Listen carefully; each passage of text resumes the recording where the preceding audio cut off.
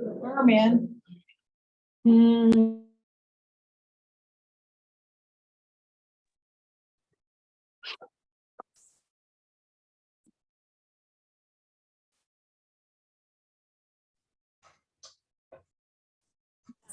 morning. Welcome to the Nevada State Board of Cosmetology's board meeting. Today's date is January 9th, 2023. Happy New Year, everyone.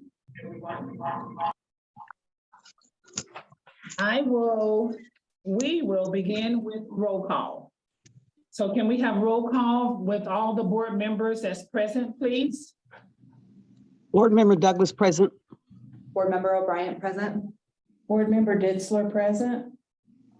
Board Member Harris present. Board Member Jeffers present. Thank you. Good morning. Can we now have the staff from the South? Roll call, please. Executive Director Steve McDonald. Lauren Gossage, Regulatory Compliance Specialist. Janie Huggins, Chief Compliance Officer. Bertha Jackson, Chief Operating Officer. Do we have any staff from the North? No staff present from the North? Jen Archer, Inspector for Northern Nevada. Awesome. Thank you. Any more staff? Pamela Fitzgerald, Inspector from Southern Nevada. Welcome. Anyone else? Thank you. The mission of the Nevada State Board of Cosmetology is to protect the public health, safety, and welfare of those that obtain cosmetology-related services through the delivery of quality testing, licensing, inspection, and education services that focus on consumer protection. Comments from agenda item number C, any comments from the general public? Comments must be limited to 3 minutes or less. It could be any item that's on or not on the agenda, published, and is related to the Nevada State Board of Cosmetology. Do we have anyone at this time that would like to make a public comment?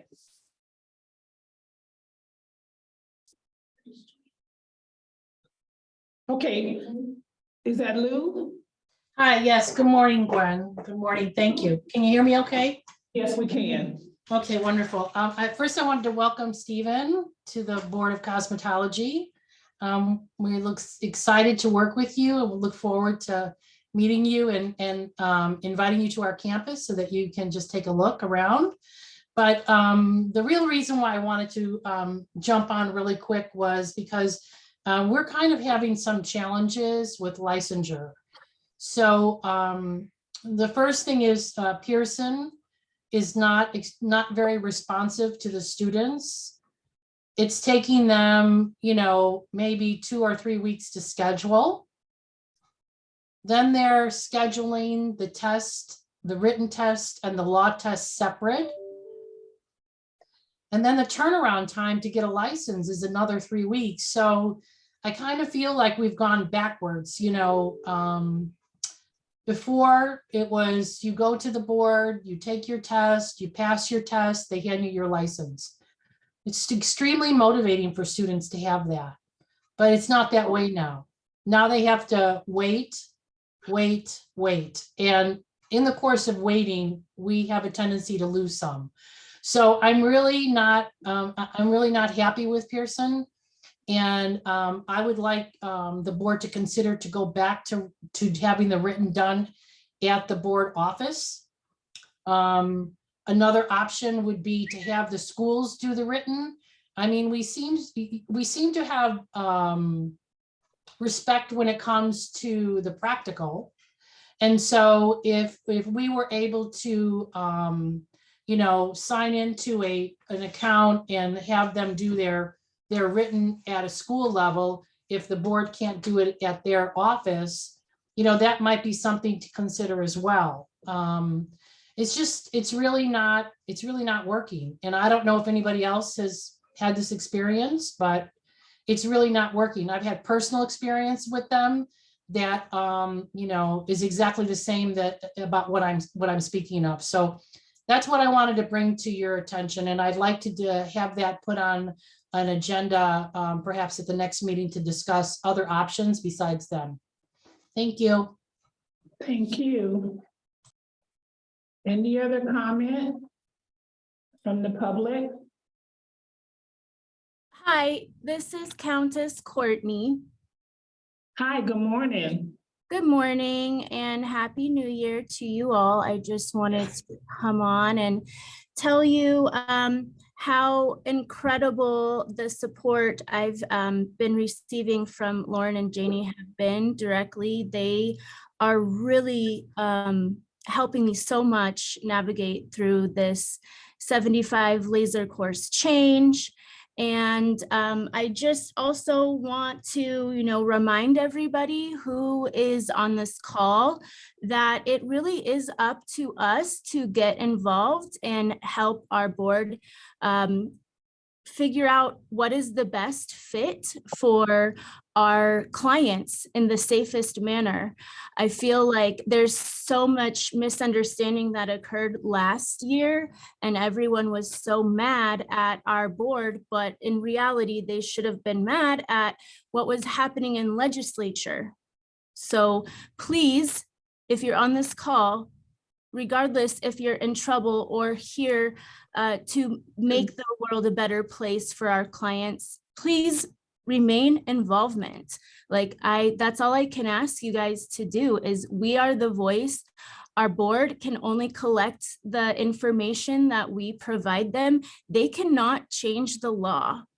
Okay, we have to advocate as an entire cosmetology, aesthetic, and nail community. So I just wanted to give you guys a little shout out and start us off with a compliment to the board for 2023. And, now that my duties require attention to compliance on a national level, I just would like everybody to be a little bit more grateful for our board in Nevada, because there are states out there that still have not returned my call, and it's been like 4 or 5 weeks.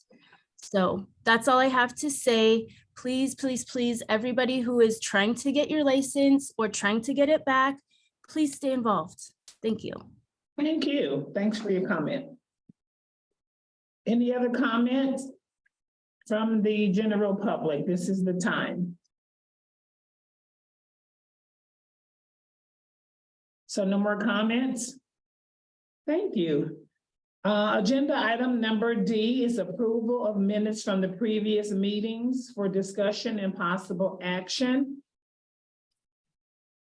The board is to approve the minutes from November 16, 2022. Can I get a motion, please?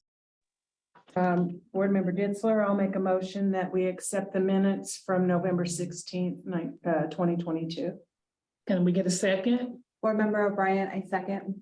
All in favor? Aye. Any opposed? Motion carries. So at this time, the board is to review and discuss the proposed changes to the NRS 644A. For discussion and possible action, I just wanted to make sure that all the board members had the opportunity to review. So if we could just maybe possibly put it on the screen just to kind of go through to make sure that we're refreshing everybody memory. And if any board members had any questions, this is the time. Just gonna look at it on the screen. You got an extra? Chair. Okay. It's a lot. So I know it's a really extensive changes that's being made, that they're good positive changes. Kind of fine tuning the advanced aesthetics along with what services can be provided with the estheticians.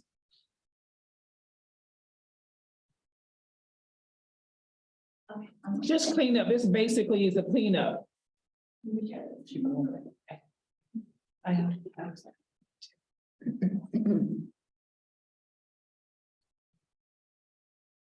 Okay, here we are. Oh.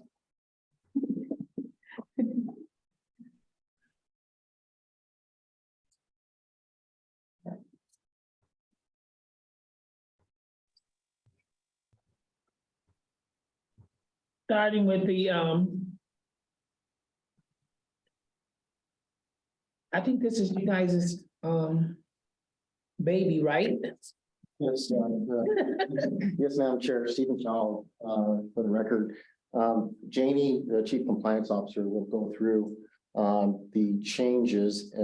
First of all, she's going to highlight summarize the highlights of the changes. But as you said before, it is a housekeeping bill to clean it up from the last session.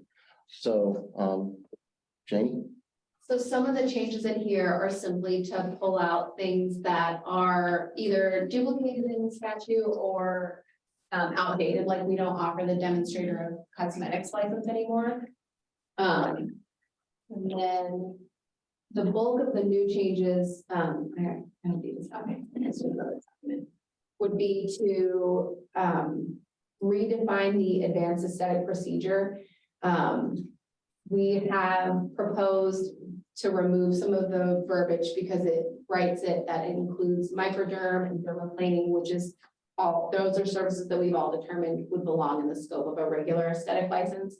And the way that they dropped it into the laws, it makes it look like they belong exclusively to advanced aesthetics.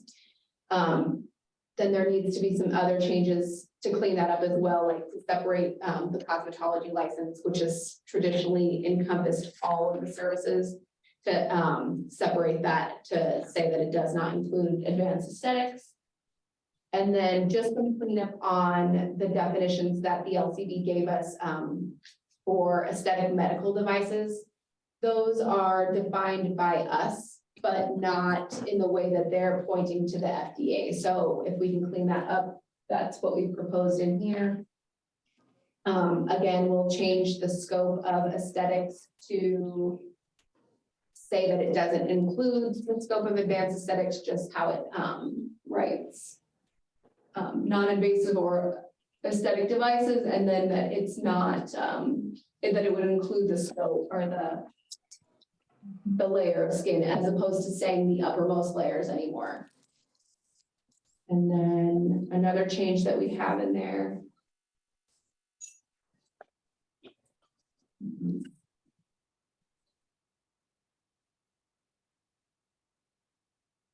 Sorry, see this one.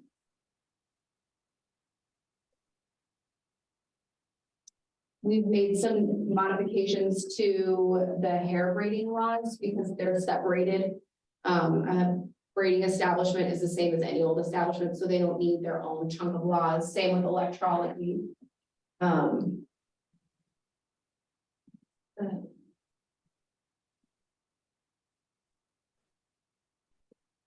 then.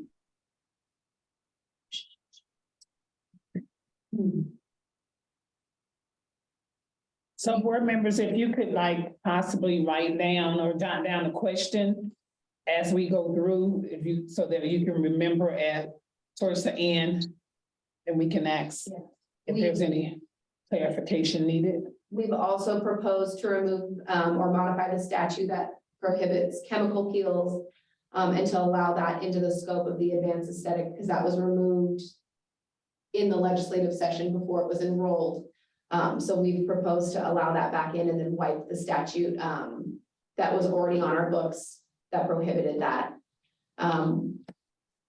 We have some changes for supervision of a licensed person. We would like to modify the statute to be open to the public or to not be open to the public if there's no one licensed, like present while the business is opening. We have issues with suspect salons that do that. We've proposed some for clarity on the statute where the 644A 615 under section 3, the provider of healthcare shall not use lease space to provide such healthcare services. We need to readdress that just because now they'll be commingled with advanced aesthetics under the supervision of a doctor. And to redefine that definition because it's too close to a healthcare professional in the supervision. And then I think another big change on there is the allowing for distance ed that you guys. What was that? The distance ed mod, the provisions to allow that in our chapter. So those are the big changes. Other than just cleaning everything up.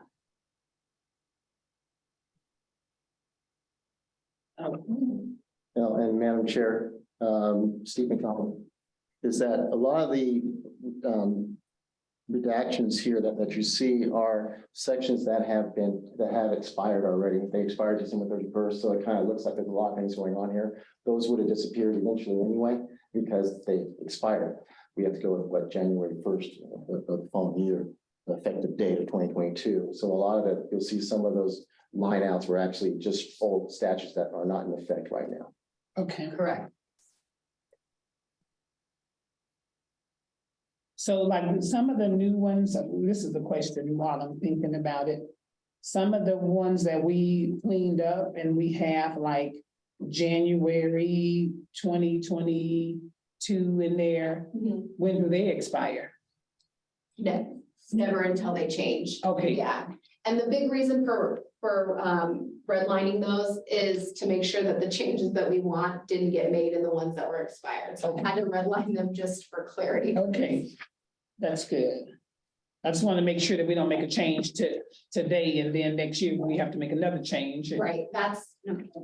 Okay. So any questions while we are just like right where we are? At the display of license so far, do any of the board members have any questions for Janie at this point? Hi, I have a question. Okay, I'm just kind of wanting questions from board members right now. Are you guys talking to me? Who are you? My name is Rosie Bonactor.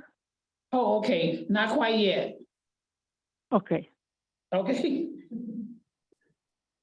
This is Board Member Douglas, and to elaborate on what you guys said earlier, this is an extensive changes, but I think it's going to be a good change for us because it'll cut out all the back of what's been going on in the past. And, you know, as far as 2023, I think it's going to be a good year for us.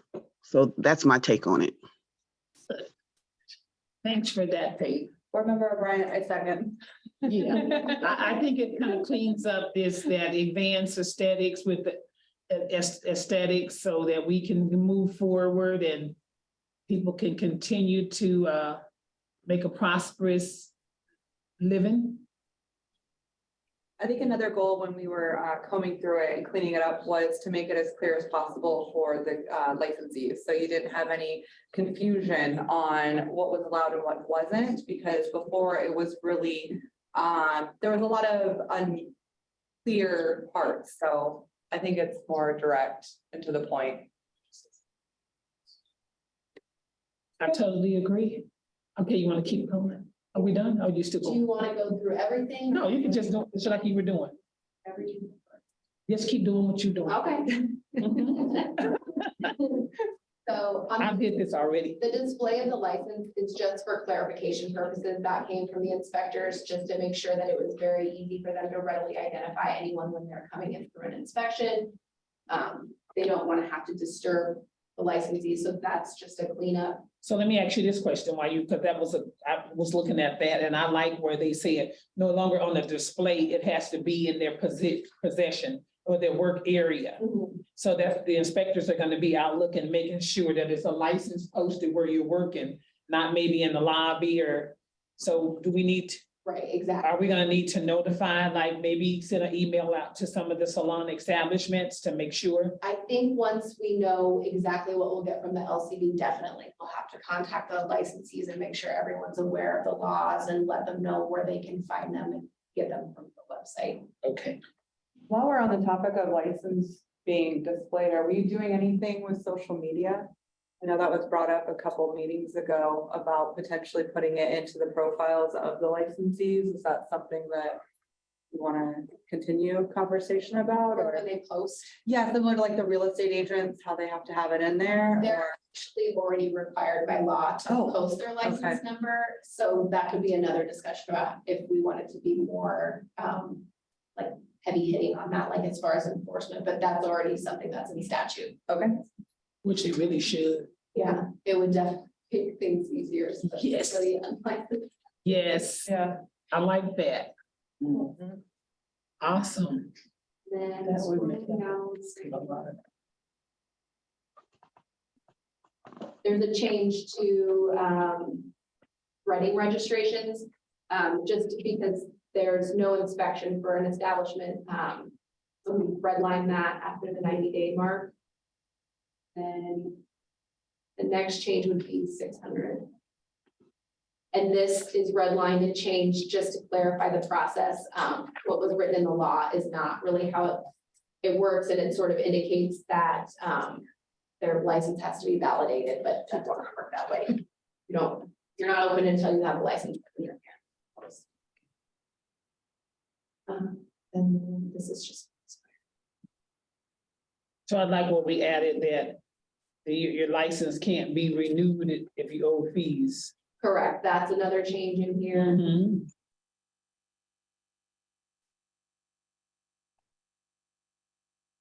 This is the change already.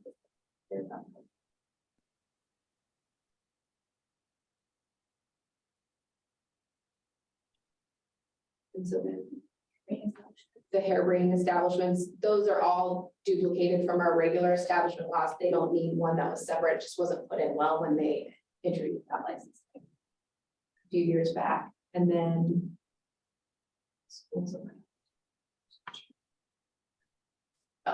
we wiped out the surety bond for schools of cosmetology because we've been informed that you guys have trouble getting those.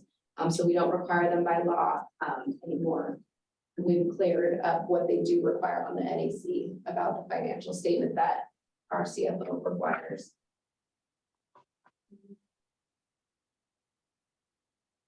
We've removed a portion of the supervision for an instructor because for having practical establishment in the industry for 1 year. That's never been something that has actually been required in actual practice. Many of our instructors get their license through being provisional and then going on to work in the school that was granted them their education. So let me ask you this question. So do we still have it where the provisional instructor has to have experience? Absolutely. Okay, but not just the instructor, because the instructor program, they could go from school straight to the program. Correct. Yeah. But I did have a question where it was saying here in NRS 644A.615 about the provider of health or medical care. Yes. So with that being, does that mean that if you have an establishment that's a cosmetology establishment or school, you can't? Okay, because I'm confused on that one about the healthcare professional. Can they have a business office there, or is that what that's saying? That was a law that was already in our chapter prior to advanced aesthetics. That it basically stated that an owner of an establishment could rent the space out to whomever, including a provider of healthcare. That term is too close to our advanced aesthetics healthcare professional. So we've reworded that just to make sure it's separate, because this has nothing to do with advanced aesthetics or them being a supervisor for advanced aesthetics. This is just in the terms of a cosmetological establishment and a tenant and an owner situation. So an owner could they can rent it out and just omit that room off their floor plan. But this says that they cannot provide health services while the cosmetology services are being performed. Now that we do have advanced aesthetics, that needs to be cleaned up a little bit because some of them will be doing services inside doctor's offices or under the supervision of a doctor. So when we say the provider of medical care means a person that's certified, so they could or they can't, I'm confused now. I'm not confused, but I'm just trying to get clarification.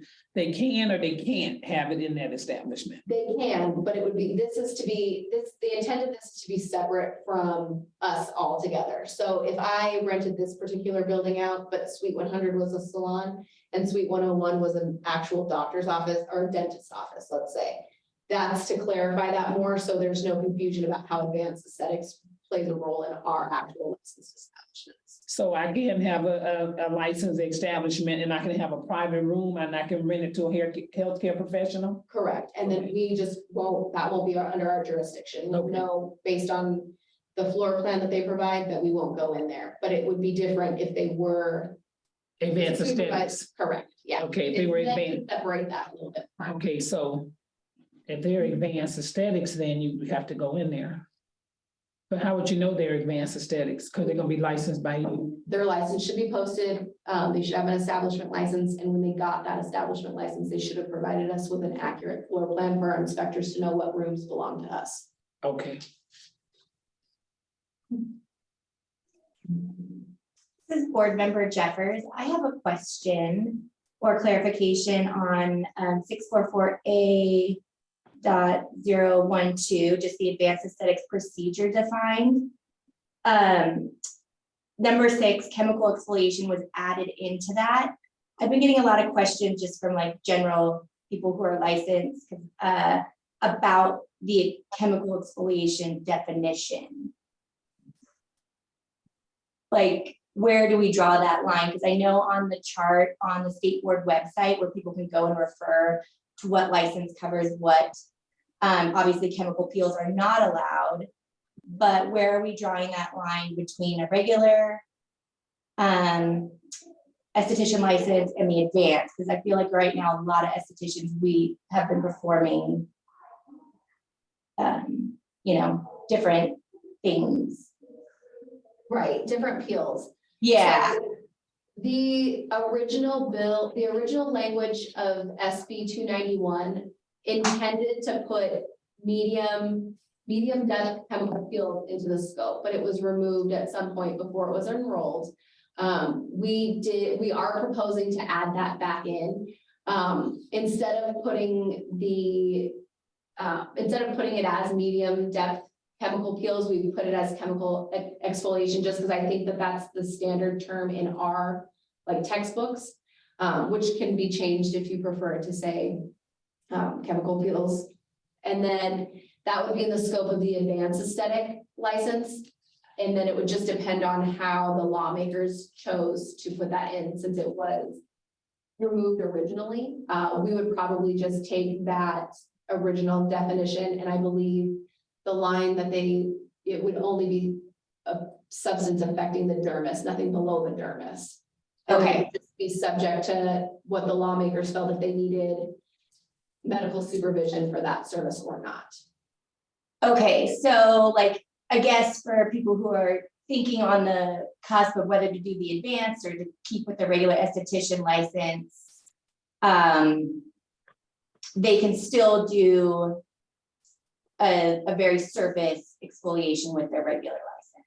Correct, yeah, like an enzyme or something to that effect would still be told. There's no intent to change the scope of the aesthetics license, besides widening it a little bit. The feedback from our town hall was that they wanted to be able to use LEDs.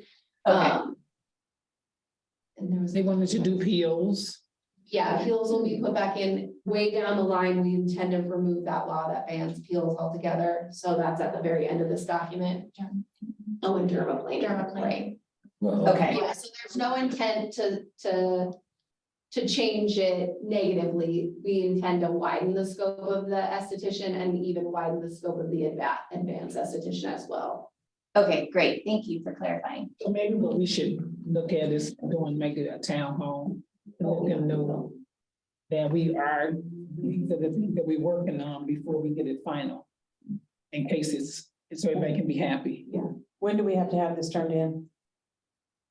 ASAP. Yeah, but after we approve it, we gotta approve it first. Yeah, And then we should possibly because what board member Jennifer is saying is that, people are still trying to figure out what they can do and what they can't do. But if they have an understanding, then they don't have to go out and pay for this big extensive laser course when they really don't have to. Right, exactly. Yeah. do we have a deadline? Yeah. That has to be turned over to the LCBs After we approve it, yeah. It needs As to soon be. as we can. anytime? Well, Steve McDonald, this has to be done as soon as possible, because legislature's getting into session in a couple of weeks. And so we've got to get it to the LCB so they can start drafting it, making it a bill draft. Okay, Okay, but things can be tweaked along the way. That's what I said, that's why we. So we're just trying to get it into the legislature. Yeah. okay, so we can approve this and then still have a town hall? Yes. That's what you're saying, okay. And some of this is like the skeleton, so we'll allow for chemical exfoliation, but we can really get into the nitty gritty of chemical exfoliation on the NAC, because the details are in the rule anyway, right? Yeah. So, Okay, because these are the NRSs. correct. Okay, Yeah, at least what I want them to be able to understand and know that we've expanded the scope and they're able to. I think that the changes that are in here are going to, I mean, it's not right where we want it yet, but this is for a good start to get things cleared up and back to normal as far as getting the laws, and we're not all running around trying to figure out what's going on. I think the estheticians will be happy. I think it's gonna please all the way around. And they may There's be lots of- happy as well.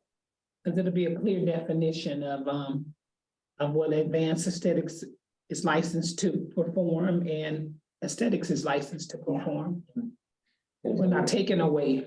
And Madam President, also help staff and also help the licensees know what staff will be looking at when they go out to do inspections and those requirements. So that way there's transparency and communications. So that way they know exactly what they're able to do versus what we would do. We did tell them in the last town hall was once we drafted, we would tell them what it was. Remember? I remember very well the town hall. Yeah, welcome. Or that they wanted to be able to do LED, because they had always been doing it Yeah. historically, so that is reflected in both the law and reg. Oh, Molly, you're funny.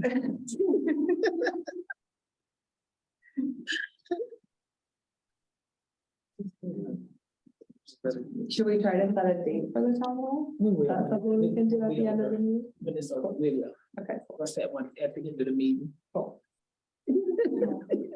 So we know, they can calm down and know that it's there. Yeah. At LCB. You've already approved it. Oh, that's funny.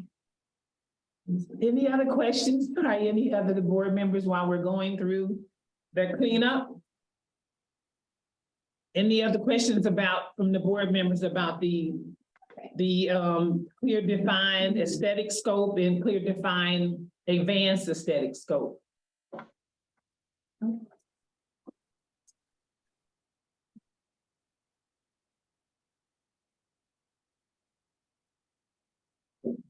And Chair, we're gonna go down to where we stopped.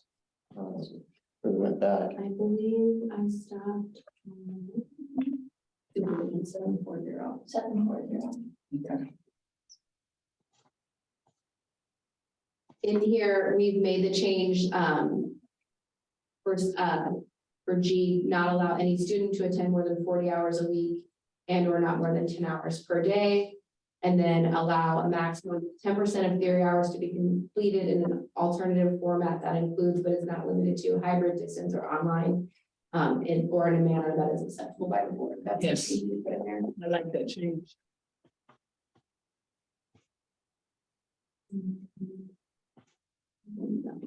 And I'm happy about the change too with you guys.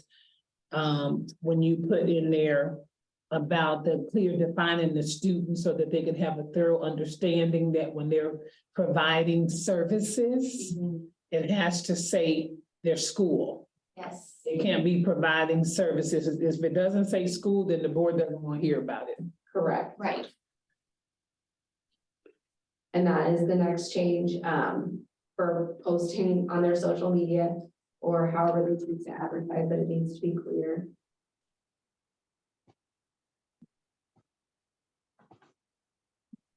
Yeah. And the next one is below. I don't think we're doing it right there. Correct.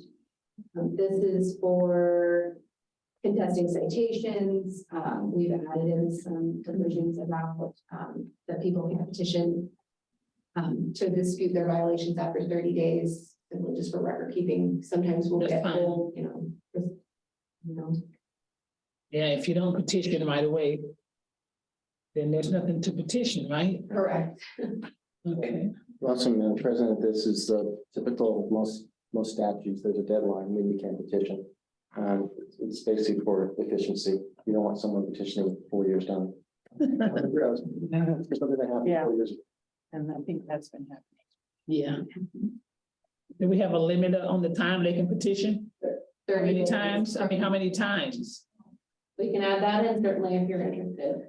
I think there's a section in the NAC that says that once it's been heard. Yes, I think. Like we added that in officially, the that was in the NAC. NAC. Once it's been heard and voted on, they cannot continue to. They cannot re-petition. re-petition. Right. Yeah, but I think some of the problem is we haven't been voting on them. We've been allowing them to come back and come back. So maybe if nothing's changed, if the documentation is the same. I believe that's exactly what it says. Okay, It says unless new information can Yeah. be presented, they cannot re. yeah, I think so. Okay. And then in 870, we've omitted a line in the confidentiality of complaints that we can release information if the person requests us to. We typically like to err on the side of keeping all of the complaints confidential completely, unless it becomes a matter of the public record. Okay.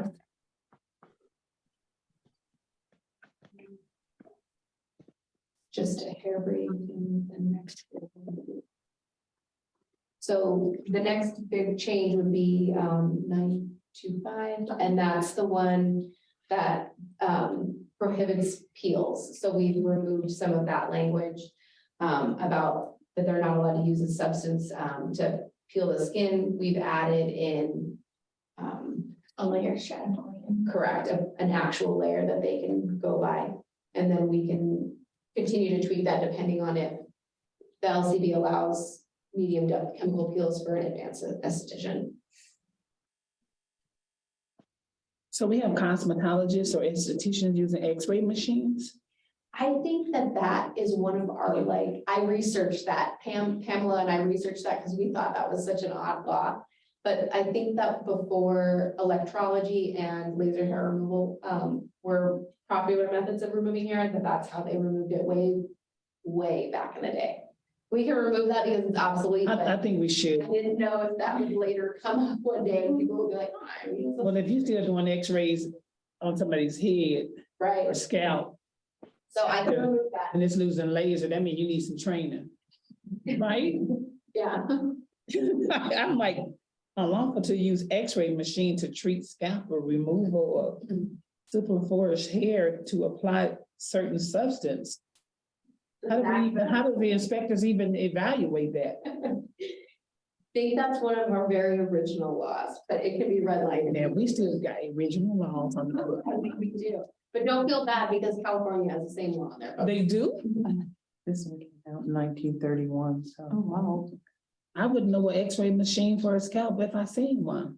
I think it's just a regular, I have no idea, but we'll run mine now. You just take it and put it on their head, like you're doing an X-ray. Take a picture of their scalp. How do you do that? Their whole body's covered in that like drape. Probably You still do it. until it dries the hair out and you no longer grow. And I think that really covers the biggest changes. Yeah, let's redline that one, get that out of there. Because we have to be able to make sure we got enough to evaluate them using the laser machines.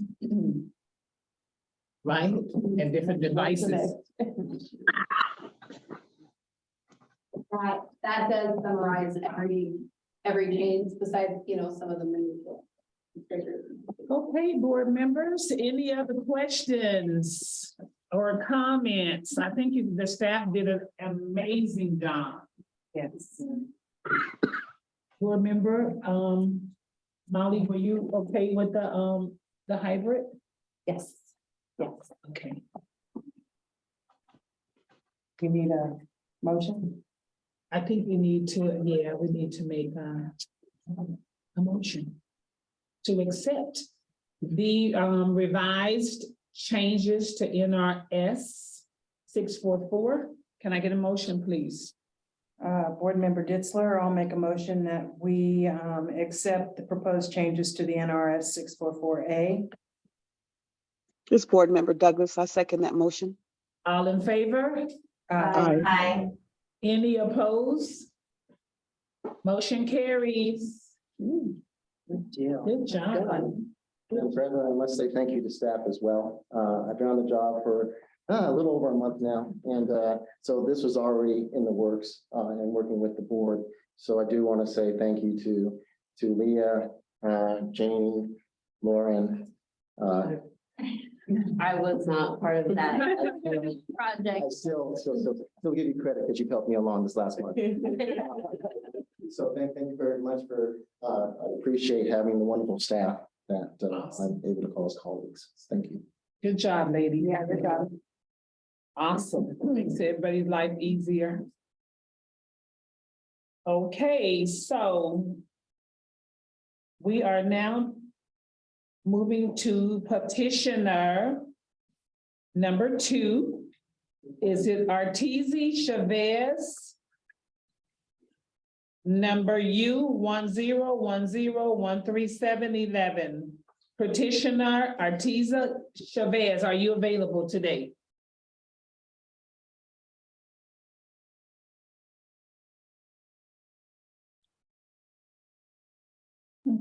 No, calling twice, petition Arteezy Chavez for possible action and discussion. Okay. I would like to make a motion to uphold the citation. Board This is Member Bo- Ditz. Go ahead. Go ahead, Ms. Harris. This is Board Member Douglas. I would like to Oh, darn. uphold citation U-101013-711. So For the that'll be your second. Board Member Harris, I second that motion. Okay. All in favor? Aye. Aye. Any opposed? Motion carries. Petitioner number 3, Miriam Torres. U1010136622. Are you available today? Yes, I am. Okay, can you raise your right hand, please, to be sworn in? Oop, give me 1 second. Let me log in so you can see me really quick. Our executive director will swear you in. Good morning, Ms. Torres.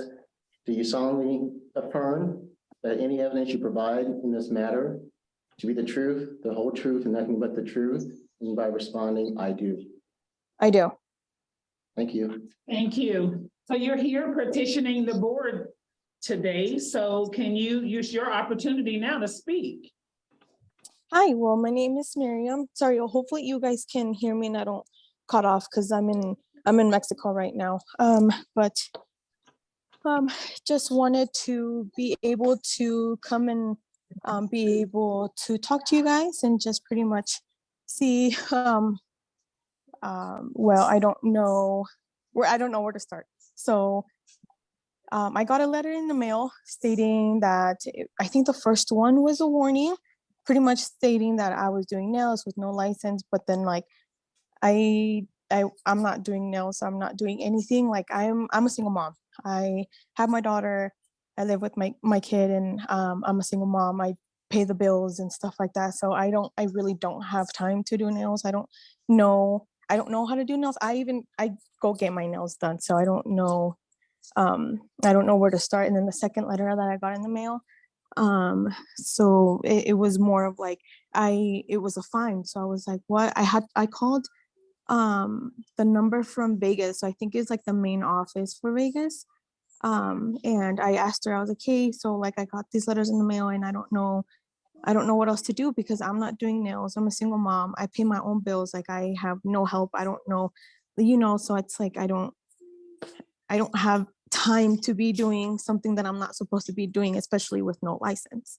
If I wanted to, I would be going to school. I would be going to classes to be able to do nails, but I don't have time for it because I have my own kid. I have my own responsibilities. I have my own bills to do. So it's like, and I was hoping she was just pretty much explaining to me like, hey, you can do this, you can do that. So I was just more of like, hopefully I can get in and stuff like that. And I did. I was able to, come in front and tell you guys and be able to speak to you and then just go from there. Okay. So at this time, I think we should possibly hear from our compliance department. Okay. So we can see where the information is actually derived from. Okay.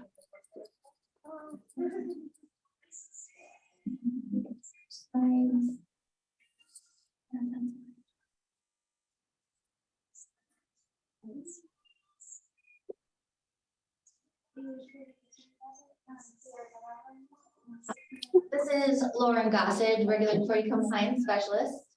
Hi. Hello. Miriam Torres, she submitted her petition to dispute the following violations. We operating a salon without a license and practicing without a license or certificate. We first received a complaint on June 4th, 2022. She was sent her first cease and desist on June 9th, 2022. When we did our follow-up investigation on June 17th, we found the information below still up and open and operating. This is a screenshot of her Instagram. So it states Carson City Nails, self-taught, DM to book, cash only, deposit required, non-refundable. This was a post that was posted on June 7th and found on June 8th. So this was one of the original. Excuse me, Lauren, 1 second. Whoever in the background, I think if you're not on mute, can everyone make sure they are on mute until there's time for them to speak?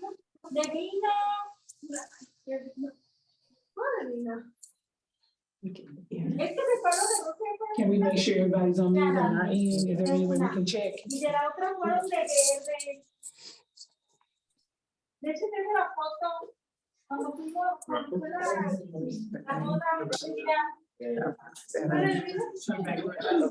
Okay, Miriam.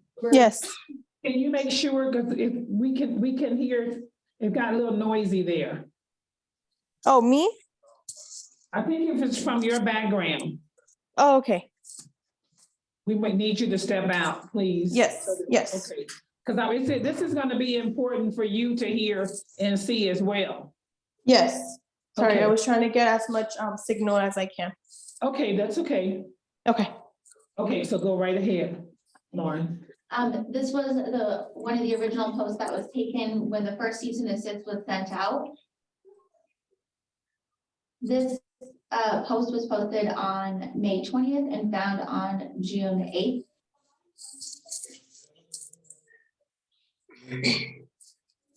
Another nail post posted on May 2nd and found on June 8th. These are some snippets of the stories that were on that account. So just a little update that she's only accepting cash, no more Venmo, Apple Pay, or Zelle. These are the policies that only one extra guest is allowed. Deposit is required when booking. No call, no show, cancellation policy as well.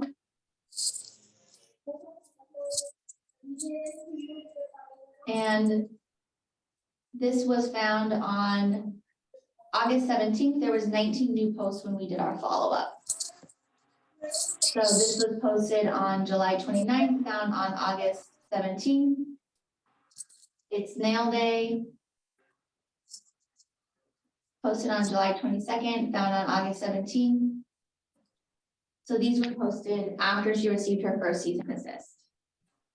Okay, so I think I'm confused about, is that your page, Miriam? I mean, is that you? No, well, that's the thing. When I called the Cosmo lady from the department in Vegas, I was like, how can you guys tell if that's me? That's not me. I don't do nails. That's the problem. Because I was like, because on that screenshot she told me, she was like, oh yeah, it says empty nails. And I was like, oh, okay, well, you know, that's fine. But it's like, where does it say my name? That's the problem that I don't get. It's like, why are you guys telling it's me when it's not me? So typically when we do receive a complaint, we are sent a link to their information, like their Instagram page or booking page. So this was what was provided in the complaint. Okay. Yes. Okay. Yes. So what happened, Miriam, I believe what happened is a formal complaint was filed against you. And that's how our board compliance were able to get your information, because it was given to them by the person that actually filed the complaint.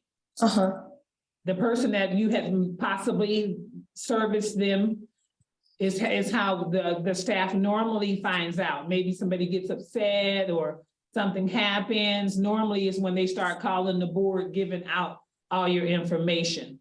So it's more information than we have than just your link. So that's how they were able to actually track it down to you, because the person gave them all the information that led to you. Such as the service address and her full name. Right, we also have the service address as well. What address do you have? We can't say it over the meeting, but they have the address. I think the same address that they sent to you. Yes. Because didn't you get this cease and desist? Did it come to you or no? No, because my kid's dad gave it to me. So how did he get it? Mail, probably. Because I don't okay. live it. I don't live it in that place. So you don't live at that place where we sent the cease and desist? No. But did the person get the service there? I don't. Yes. Okay. Well, that's right. Okay, so at this time, I'm going to open it up to the board members. If you have any questions or any comments for Miriam before I call for a motion. No, I'm good. Okay, any board members at this time have any questions or comments? Yes, this is Board Member Harris. I would just like to ask Miriam a question. So Miriam, at the beginning, you said you didn't do nails. Yes. So did you do nails before in June or January? Did you No. do nails? No. You've never done nails? No. So these are not your pictures? I have my own nail lady. I don't do nails. Yeah, so that's what I was trying to get a clarity of. You're saying you never did nails, but no, I go get my nails done. I don't. Right. Yeah, and that's what you said. So I'm yes, confused because you just told her you did nails. It sounded like you expressed to her that you did those nails on those pictures. No, I go get my nails done. Okay. I don't do nails. I don't. Yeah, that's what I thought you said in the beginning. So I'm not sure. Yeah, I'm confused now because if that's not her, then she says she doesn't do. No, it's because I was listening to her saying that it was going back to me because of the person who reported me. So that's how they find me, but I was like, no, I don't do nails, I go get my nails done. Right. Yes. So you think a person reported you when you don't even do, did you touch a person's nails? Did you put acrylic on a person's fingers? No, I mean, if my sister tells me to put polish on her nails, then I do polish on her nails, but I don't do acrylic. I don't put nails on. Oh, now you confuse me. So you polish nails? No, I don't. But like, if my sister's like, "Oh, can you paint my toes or can you paint my Okay, nails?" yeah, It's I like understand that. Yes. nail polish. Yes. Right. Well, not your family member. We're not talking about your family members. We're No, talking about this post and online and on Instagram. No. Board Member Ditzler here. I have a question for staff. When this was looked up on Instagram or Facebook, was it her name and all of her information? It did not explicitly have her name on her Instagram, no, like with her personal contact information. But the page is down as of today. It is down. I can't find it right now. so- It's removed. But that's the same, it was Board Member Bramo, is that the same Instagram information that was reported? Yes. That was the profile that was sent in, Same address where the letter was sent, that they had the service? her home address and her name. So I wonder, Miriam, who would just do that to you? I don't know, to be honest with you, because I'm off with my kid's dad, so we're completely like fighting, going through court, so I told him, I was like, I got this letter and I don't do nails, because we were living together. He knows that I didn't do nails and stuff. So I told him, I was like, if this was you, that's really like upsetting me, because then I have to pay that fine because I have 100% of my kid's custody. So now I have to pay a fine because you are telling them that it's me when it's not me. Oh, he And told them it was you? I'm guessing because I don't do nails. That's the problem, because he's mad. He's really mad, and I don't want to go like, you know.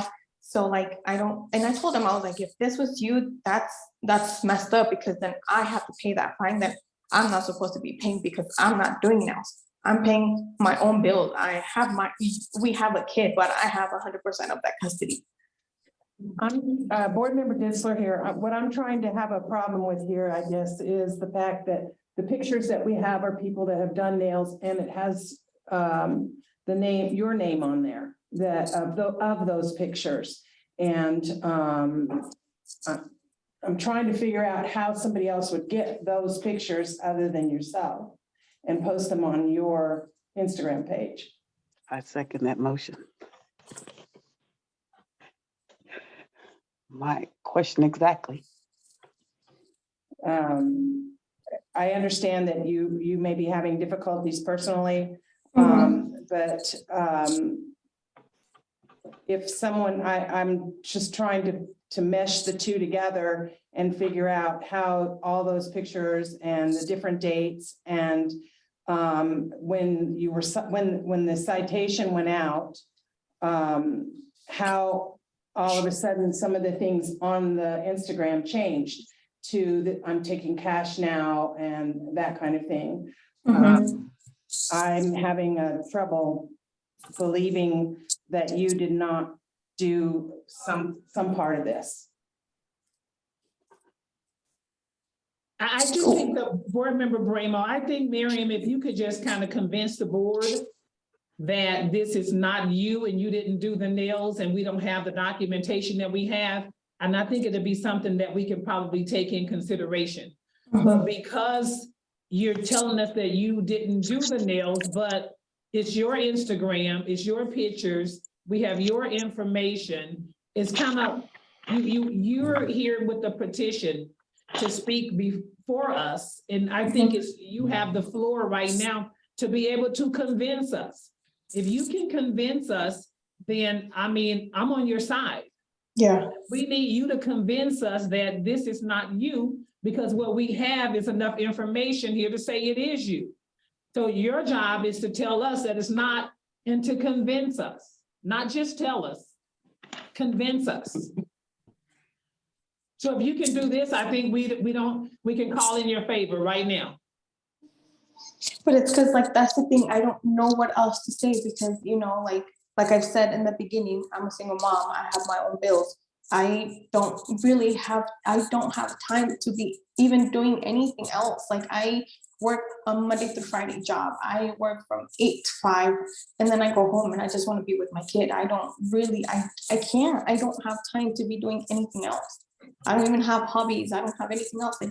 I just be home with my kid. I think we understand that. We got that loud and clear, because I do understand. I was a single parent at one time as well. So I get that part. I think we all do. We're all here, you know, you filed a petition, you're before us right now, you have the floor, this is your time to be able to convince us. So I get what you're saying, we all do. We really do, we're professionals here too. But you have to be able to have enough evidence to bring before us to say what our compliance team has found is not true. But we have your Instagram, we've sent cease and desist to the address that the person had their nails serviced at. We have more than just somebody called in, somebody actually has service. So if they didn't have service with you and they didn't make a statement and make a formal complaint, we wouldn't be having this conversation right now. And I get, sorry, I didn't want to interrupt you. Go right ahead. I'm gonna let you speak for this time, and then I'm gonna have to turn it over to the board members to call for a motion. Okay, one more question. This is Board Member Harris. Merriman, did you create that page that they showed us right here on the screen, the MD? No, Do you have another Instagram page, a personal Instagram page? I do. You do? Yes, I do. Okay, so maybe you can look at her other page, because it sounds like she doesn't even do nails. She didn't create it. Sounds like she didn't create it. You can look me up. I mean, I know it's possible. You can look me up if you'd like. I will let you know my Instagram name. Yeah, because what our Madam Chair is actually saying that, like, you need to convince us. Yeah. You need to give more evidence that it's not you, because they've proven that it is you to some degree. But yeah, I've seen this before. So to me, it possibly could not be you. I mean, because I've seen it. Yeah, I mean, if I had, like, if I would be doing nails, I would be posting it in my my personal page so I can get more clients, because I have more followers on my Instagram page. So I would be like, oh, hey, you know, I'm doing nails, or I would be using my personal page to let the girls know, hey, because, you know, I have more people on there to be able to be like, hey, I'm doing nails or whatever, but I don't. I have my own personal. What is that? Can you give us your new Instagram? Yes. Yeah. It's Mirnum, MIRNUMS. I think it's underscore Mirnums. And Miriam, you have been sworn in, so I know you know this should be taken very seriously. Yes. You have been sworn in to tell the truth. Yes. Okay, great. Thank you.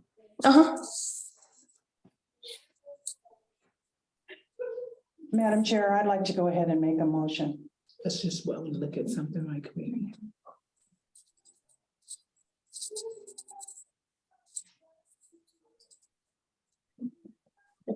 Come up.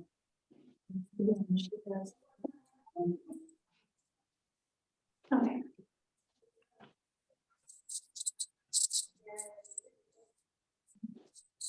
Okay. This is her personal underscore. This is the account now. Underscore MD nails. This is how the account has changed, and now it's private. Miriam. Okay. It's a new one too. Yeah. Okay. What's Okay, board member? Oh, Go right ahead, Board Member Douglas. I would like to know if you guys haven't found anything on her at the moment. Could we come back to this later on? See if I'm not sure if we're gonna need to. I think I'm gonna go ahead and call for, it's time to make a motion. Thank you. Board Member Ditzler, I'll make a motion that we uphold the citations for Miriam Torres. You want me to? Can we get a second? It's Board Member Douglas. I second that motion. All in favor? Aye. Any opposed? Aye. Motion carries. So Miriam, you can reach out to our compliance team. Okay. Staff here at the board, and if you need any type of a payment arrangement, you can reach out to them and they can assist you whatever, however they will structure you to help you get this done. We do understand, but at this time, the motion has been carried because of the evidence that was presented. Okay. Do you have a thorough understanding of what just happened? Yes. Sorry, I was trying to get signal, but yes, I do understand. Okay, so thank you for coming before the board today. Okay, thank you so much. Okay, give us a call here so that you can have the clear instructions. Okay. Okay, thank you.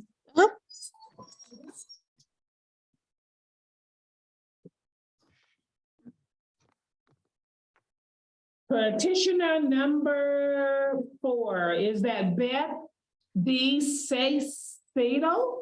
Estacio. I'm sure you don't get too many of those. I'm sorry, I didn't mean to butcher that. Sasacio. That's okay. Yes. Okay, it's for discussion only. Can you raise your right hand, please? Hello, Ms. DeStacio. Hello. Do you solemnly affirm that the evidence that you present in this matter be the truth, the whole truth, and nothing but the truth? By saying I do. I do. Thank you. Thank you. Okay, so it's your turn. It's all to you right now. Okay. I sent a document when we spoke back in October. I think it was unclear what the differences are between the cryoskin machine and cool sculpting. So I sent a document that just demonstrates what what cool sculpting is and what it does, as well as what cryoskin and what it does. And then just summed it up in that little table at the end. Because Board Chairman, we did send in some documents that I have ready to present as she speaks, if you'd like. Okay, we're gonna take a look at your documents. Okay, this is the first page. Oh, there we go. right, so in this page, and you'll see where I highlighted it, this is the cool sculpting machine. And basically what you see there is that vacuum applicator, where the operator will draw the line around the fat that's to be treated. This is what's called a targeted application. It sucks the fat up in there, and then it reduces the temperature of the tissue that's in there to, you'll see where it says to about 0 degrees, and it stays in there for an hour. So it's like a passive thing where, again, you assess the area, you apply this vacuum applicator, sucks the fat up in it, and it chills it to a temperature of 0 degrees for an hour. And what that does is that it kills the cells that are inside there. Okay. And this is just a little bit more a picture, another picture that shows that. The one in the lower picture, then it is used sometimes for, again, this application under the chin, the the little, it's got different sizes is what I'm trying to say. So that one is placed under the chin, held in place with this strap. And again, for after about an hour, it's removed and the tissue that's inside that applicator is frozen and dies. I have a question. Board member Ditzler, what does it do to the skin? Oh, you mean the outer layer of skin? Yes. So the outer layer of skin has some sort of a gel application. I personally have never had it. And you'll see that in the top picture here. But yes, it does freeze all of that skin. It's, we learned about it in the advanced aesthetic program. It basically provides that little plastic or that, film that goes on top of it. It's like a protective barrier so that you don't get like, Frostbite. like frostbite. Yes, thank you.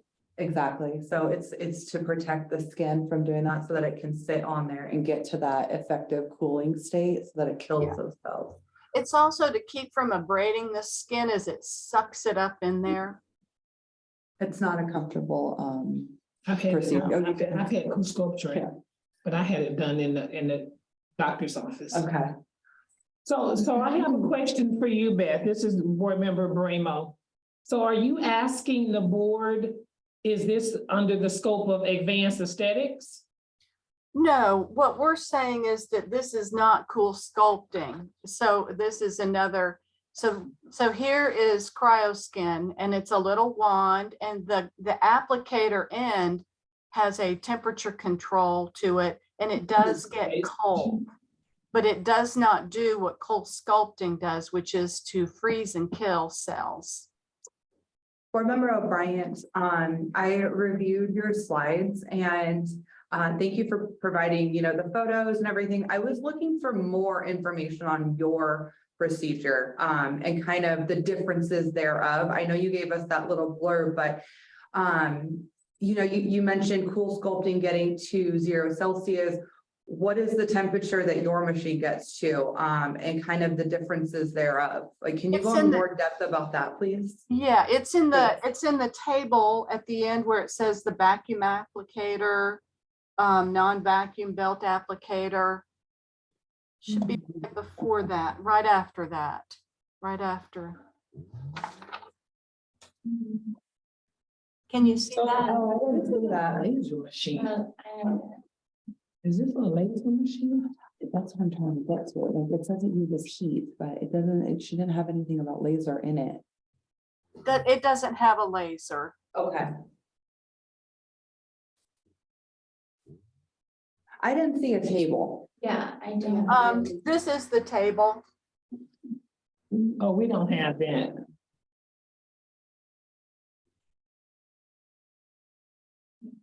Would you be able to send it? Looking right now, Madam Chair, to see that you received it. We received it? No, we're looking right now. Okay. You don't believe. You don't have this this table? That's all we saw is a bunch of apples folks. Now, that's not hers, correct? No, hers is that little wand, the silver piece. Hers is this little small. Nope, that's the whole thing. And then to Lauren. It's one that you asked me if it was a laser machine. This stuff is cold, like freezing. This, You guys don't know. that's different. Oh, this is this. It's just this little thing that go in your hand. But if you don't know. So what type of, Beth, one other question too. Are you Yes. just right there?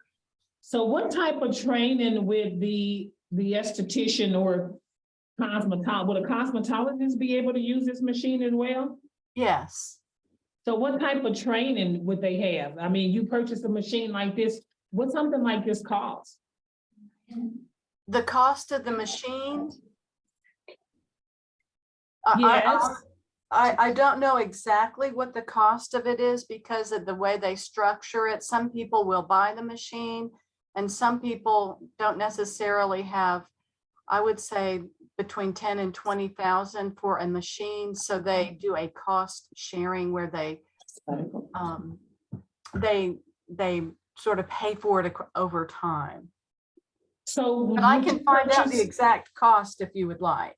Well, I mean, that's not really, I just wanted to have like an overall view, but I did have another question. Yes. Like, where would they purchase this machine? Like, you can purchase it like online, or do you purchase it from a medical, a specialist that sell medical equipment? No, you purchase it from the distributor, Artemis, Oh, okay.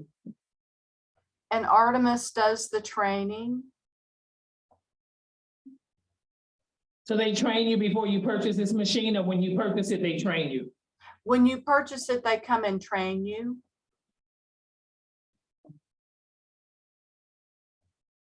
I think it might be important to note that the scope of an advanced esthetician follows through here, and the reason that she's been told that this belongs to advanced esthetician is that it's specifically written in law. So there's nothing you can do as far as interpreting medical norms too. Oh, so because it's a psychotherapy device? This is not a cryotherapy device. It does not cause any cell destruction. And that is the definition of cryotherapy, is that it causes cell destruction with cold. Well, what does this do? Yeah. So what it does is that and you can see it in the pictures, is that applying the cold in this method will smooth out the skin. So if you have little wrinkles and things like that, applying that cold with that gel, and it's just like having a cool massage. It's freezing. So what's happening to the fat cells? I think that's what some of the biggest problem we're trying to understand. If we're taking this machine and you're working it across the body and it's freezing the fat cells pretty much. So what's happening with the fat cells? So my understanding is that this does not freeze the fat cells. It does not get cold enough to freeze the fat cells. So what's the purpose of it? Because the coolness of it on the top of the skin, it's used like in facials, like for wrinkles and things like that. It is also used under the arm where you might get some, some of the like dimpling and things like that, and that massaging and using the gel that goes with it, as well as the cool. It is cool, is to tone it, but not to kill the fat. So it's body contouring. I don't think it goes that far. Well, if it's taking away wrinkles, it's contouring. Okay, then.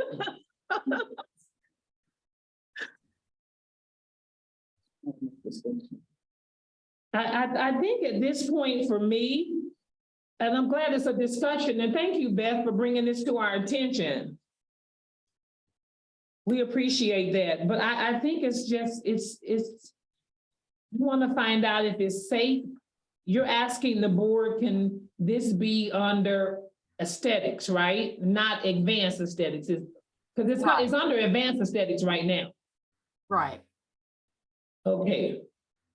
So I don't think we can make that decision because it's under advanced aesthetics. It's already, any body contouring is already under advanced aesthetics, and it needs to be just supervised, just in case it doesn't do what it says it's gonna do, then we can be able to hold somebody that has a medical background responsible. So at this point, we won't be able to hold anybody responsible if somebody pays $2,500 per se for this procedure, and then it says it's gonna help take away wrinkles or dimples or whatever, and it doesn't do that, then you might need to be able to pick up the phone to call the medical expert. I'm sorry, the chart didn't make it through because the cost of a procedure is $200 to $300. Oh. It's quite different from cool sculpting.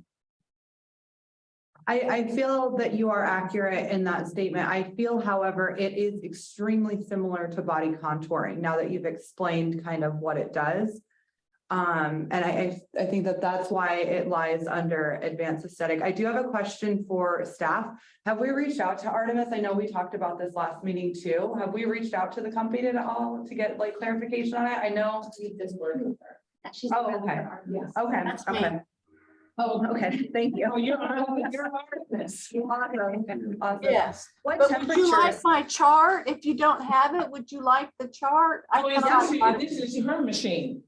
Correct.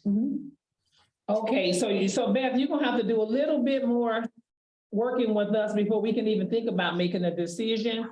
I Okay, think you just need to work closely with staff and maybe do a demonstration. So that they can actually see what it does. Because if it's something that kind of smooths out something and it doesn't do much, you know, and then we can leave it up to staff to say where it belongs. But for us to see this machine with these pictures with somebody's belly, and we can see that it's working out, because I would think I want something done here to get a flatter belly. Because I mean, I'm for body contouring. If this is not what it does, you know, then it probably would fall under aesthetics. But from the pictures of it and the machine, they haven't seen any of that. We rely on them for their expertise. okay. I think So would you like for me to schedule a demonstration? Where our advanced esthetician can be here with you. She needs to be able to see that as well. Yeah, and I think a suggestion as well, please do send over that graph or table that was missing from your presentation. That would be very helpful. And then just come with as much information about that machine as possible. Like, we need to know the nitty gritty as if you were maybe doing a training. Tell us as much as you can about it so that we can be fully prepared to hear and the complications. Yes, please include the complications, you know, the pros and the cons. If it could go wrong, what would that look like for our side of handling that? Okay. Okay. Awesome. Can you just let me know when you would like that? I'll go ahead and send you this table. But, This is Board Member Douglas. I have a question for Beth. Go right ahead. I'd like to know, it says the application lasts for approximately 1 hour. Is that all? It doesn't last for like 30 days before I come back? It only lasts for an hour? I think you're talking about the duration of the session. Oh, it says, okay. The procedure. Yeah, the service, the results for the cool sculpting, once done, should be permanent as long as diet and exercises continue. So the service duration is an hour for that. So but this is not cool sculpturing. Right. So Beth, you're assuring us this is not cool sculpturing. Correct. Okay, so just like Board Member Molly said, you want to bring as much information about the machine, the pros, the cons, and be ready to like do an educational presentation. Okay. Okay, and then staff can make a more informed, along with the board member that has the experience, can make a more informed decision to guide the board. Very good. And Madam President, may I also add that she provide information on what states is it being used. Okay. Okay. Did you hear that, Beth? Our executive director, go right ahead with the executive director, McDonald. Sure. We'd like to, the additional information we'd like to see is that where is the machine being used and what states? Okay. Okay. And then that way we can see what category it falls under. Thank you. Okay. So how's that, Beth? Is that working for you? That works. Thank you very much. Yes. Okay, so can we make a? Schedule and stuff, right? Tell her how to schedule and stuff for that demo. So staff will be reaching out to you to set up for the demonstration. Okay, after I guess sometime maybe this week, they'll be reaching out to you, and then that way you can get prepared to do your presentation. Thank you. I'm excited to see it. Okay, so can I call for a motion to, This is discussion. that was discussion only, we don't need a motion. Okay, we don't need a motion, Beth. All right. Thank Hear from you. you. Take care. All right. You too. Bye-bye. Bye-bye. Petitioner number 5 is Amy Benneling. U1010135595. Hi, Amy. I'm here. Hello. Can you raise your right hand, please, to be sworn in? Right hand. You solemnly affirm that the evidence that you present in this matter will be the truth, the whole truth, and nothing but the truth by saying, I do. I do. Thank you. Okay, so we're listening to you. Okay, I was performing body sculpting out of my house during 2020, like the end of 2020 and then 21. And then I received a notice in 22, what was it? July of 22, August. I believe it's August, my first notice. And I immediately shut down. It was a cease and desist notice. And I immediately shut down my business. No longer took any clients. However, I kept my Instagram up, not thinking that it was going to affect anything, because I wasn't quite sure like which direction I was going to go, like if I was going to go and get the licensing or if I was going to actually like move to a different state where like the regulations were not as strict. So I honestly, I didn't think about taking down the Instagram for the moment until I made that decision.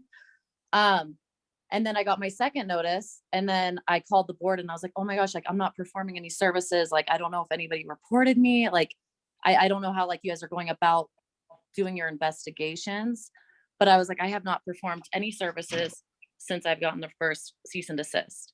So, the lady on the phone said, do you have your Instagram still active? And I said, I do. And she said, that is one way that we're tracking. And I was like, I haven't posted any pictures. She said, it doesn't matter. Like, it's still false advertisement. And so I said, oh, okay. She's like, so you need to like take down the Instagram. And I was like, okay, which I will admit, I should have called when I first got my cease and desist to see like what you guys are doing to regulate, like, or how you guys are going about like sending the notices. And then she also said that the booking app is still on the internet. So I would need to take that down. And I told her that I had turned up all settings for booking throughout the app and all that. I was keeping it open so that I can transfer all of my contacts, all of my information that I had on that app. You had to keep it up. You can't like take your name off or your business off of the app without removing all your information, but you can turn off the booking settings. So if any of you guys were to book, it would not allow you to. So, and I have an email like correspondence with one of the gentlemen that helped me from the website, the Vagara website, that stated that that's like how their website works. It's weird, but like, he's like, until you get all your information off, then you can like fully delete it. But he's like, if you just go ahead and delete the app, you can no longer, like, you will not get any of your information. It's like swiped from the system. So I just went and like, I deleted it. Like once I got that, like the $2,000 notice, I deleted I just was like, I'll have to figure that out. Like eventually, like I got all the information I could from that app, but it just kind of made me nervous because I had invested a lot of time into that business and not knowing the direction I was heading. So, but from that moment that I received the cease and desist, I no longer perform services. I wasn't sure like how you guys were going about, like, I didn't know if you guys were like sending people or if you guys were, so I just cut it cold turkey. I was like, okay, I don't even want to risk it. Okay. Board Member Bitzler, I have a couple questions. Amy, you're saying that you were doing this out of your home? I did until I got the cease and desist, which I didn't know. Like, I believe that there were changes in the laws as of recently regarding body sculpting. Well, first of all, it's not anything in the cosmetology field you can do at home. I heard when I was trained, they said that it was not under any category. It was just like a very gray category. It did not fall. And then I called when I first started my business, I reached out to the business licensing, and they said that it's because it's a non-regulated procedure at the time, there was not much laws on it.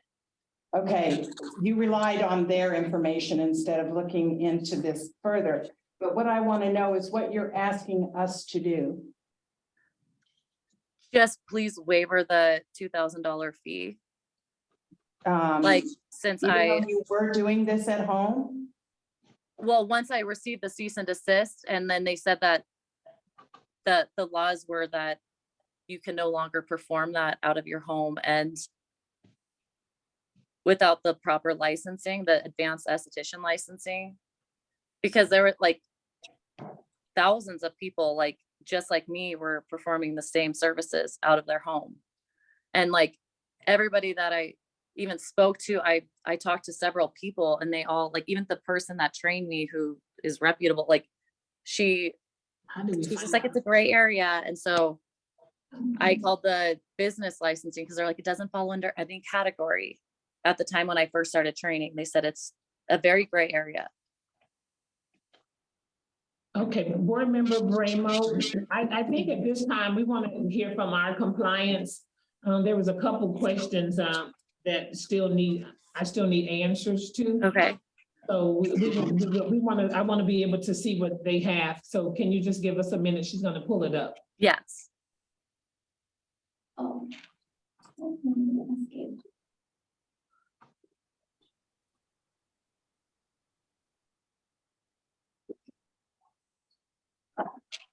This is Lauren Gossage, Regulatory Compliance Specialist. Okay. There's no line. Excuse me. So we first received a complaint on Amy Bentling doing the unlicensed body contouring July 26th of 2022. Her first cease and desist was sent out on August 3rd. And when we did a follow-up investigation on September 13th, as she stated, she's correct, her booking website was still up, and her Instagram was still up. This is her private Instagram page that links it to business owner to Sculpted by Amy. So this is what was found on the sent in on the original complaint. That directed us to this page, which gives you the booking website, that she does body contouring, skin tightening, cellulite treatments. This is the actual booking website that gives a description of what the services are about. This is the booking website itself. This is the staff member, so it's tagging Amy right to the booking website. So these are the services that you're able to book on the website: cavitation, radio frequency, vacuum therapy, laser lipo, skin tightening. These were openings that were posted on August 2nd and found on August 3rd. So do we have any information from Amy's booking site to show that after that time, there was no more bookings? not that there wasn't booking, but when we went back to check, that website was still available. So it still had all her contact information. So even though you couldn't book an appointment, you were able to give her a call and ask her, oh, can I book an appointment with you, not Right. on your website? Okay. That's correct. And I spoke to the man on the website and he said that I cannot take off any of that information. But when a person tries to press the button to book, it no longer does it until I could get all the information. He's like, you're just gonna have to keep that information up until you get the information that you need from our website.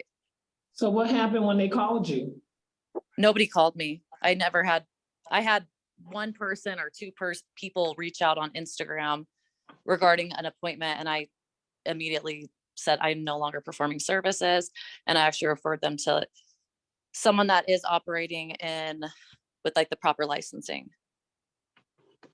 And if I need to send those messages, like, oh, I can activate or reactivate my business Amy, page. I do have a question as far as your clients, and that's what you've kept this up for, is to keep your client information? Right. If I were to move, I just wanted to make sure that I could get their picture, if it was okay if I use their pictures on like a website or just for. Are you like, enrolled in any school at the time to become an esthetician? No, but I am in nursing school. Okay. At the time when I started, I was in nursing school, so. I don't believe that does fall under our jurisdiction, doesn't it? But I don't have a nursing license yet. It was just nursing school, so. This is board member Douglas, Amy. I'd like to ask, when you said you wanted to keep your customers' contact information, Right. you didn't already have their contact information on your cell phone? I prior didn't, to- I actually didn't save anything. And my phone, I had recently gotten a new phone, so I didn't have any, like, it was just really a crazy time. Like, I didn't have any of their information. I didn't save it. And the information from my last phone, it did not transfer. For some reason, it like only saved up until a certain date. And so I had like some of them, but I was like, oh, I just want to make sure, like, if I use their pictures in the future, that I'll be able to reference their contacts and just make sure that I get their approval for like using photos. If I decide to do that in the future, which I'm not quite sure if I'm not quite sure. Board Member Oh. O'Brien, sorry, I didn't want to forget my question though. I'm just wanting to clarify. So you were looking to move out of state to potentially continue your services, but you were looking to still have the Nevada clients that you were doing. Just the contact, just for the photos that were already on the site that you already yeah, had just so permission that to I use? can, if I decide to use their pictures on a website in the future, just getting their approval that it's okay if I use their pictures. That's But it. then aren't you already using them? Am I not at the moment? No, but I'm saying if I move to a different state and I decide to use like one of their pictures, I would have to start, I'd have to start a whole new, and I don't really want to start all new pictures again and like new. Did you not gather that information at time of intake when they came in on a client consultation form? I mean, it was like kind of a verbal agreement. I always like confirmed, and I had like some people like sign off, but I just wanted to, I don't know. Like, I just wanted to make sure that it was okay, like very clear, like, especially like in text message writing, like if I had it on a website in a different state, I just don't want I was thinking like long-term, I didn't want anybody to come and tell me that they didn't have like approval for a picture. Yeah, okay. And then for clarification, also Vigaro told you that you were not allowed to remove your phone number from their site? They or said I your- cannot remove any of the information, like it won't let you move on to the next step, like it makes you have a phone number present. So, but if, like, as you stated, you tried to book an appointment with me and it would not let you book.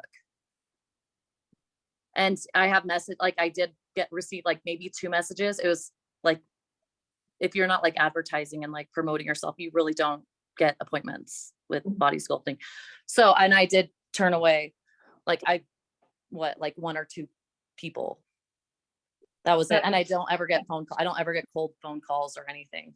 Like Board Member Bramo, Amy, another question there may be a question or concern. So when you took this training for body sculpturing, so you took this training from maybe a company or a professional that you're using this equipment. Did they advise you to work, that you needed to work in a professional establishment, or they stated that this is something that you can do from home? they stated that it could be done anywhere. Like they said that it is not regulated under any board as of the time of training. Yes, same thing. Yeah, they said it was not regulated. So that's when I decided to call the board of like the labor board to confirm, like, since I was like, okay, well, if this is not regulated by any like department, which this was in 2020, and I don't know if my information is correct, but the labor, it was like one of the top, they kept transferring me to like somebody that was higher up, and they said that is correct. And they referenced, what was the business, but they said that it's not, it didn't fall under a category or a board that was So you weren't even regulating. really explained who was going to be your governing body, basically. Exactly. So So I was had, it something I that was trained like, them? they're like, this is a non-invasive treatment. It can be done like, I guess it's like almost, I don't know. They said it does not fall under anything because it's so new. Do you It was so remember new the to company that you Nevada. trained with? I'm sorry? Do you remember the company that you trained with?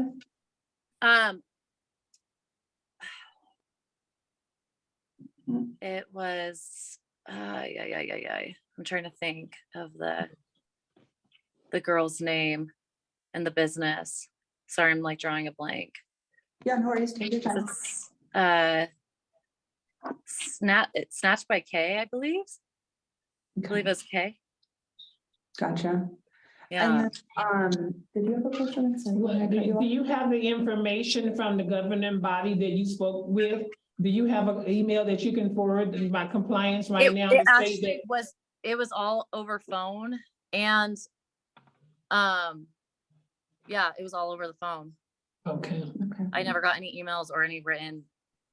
What is the could we ask you kind of what your plans are for the future with this? Are you looking to go into this? I honestly, I was thinking about moving to a different state that's not regulating it and then finishing up my nursing program. But I honestly, I'm not quite sure because I have 2 children and I just don't know if I want to take that risk of moving to a different state and then say if it's like an unregulated situation. I just don't want it to fall into the same situation that I'm in now, where I'm like, I was like kind of misdirected, I guess.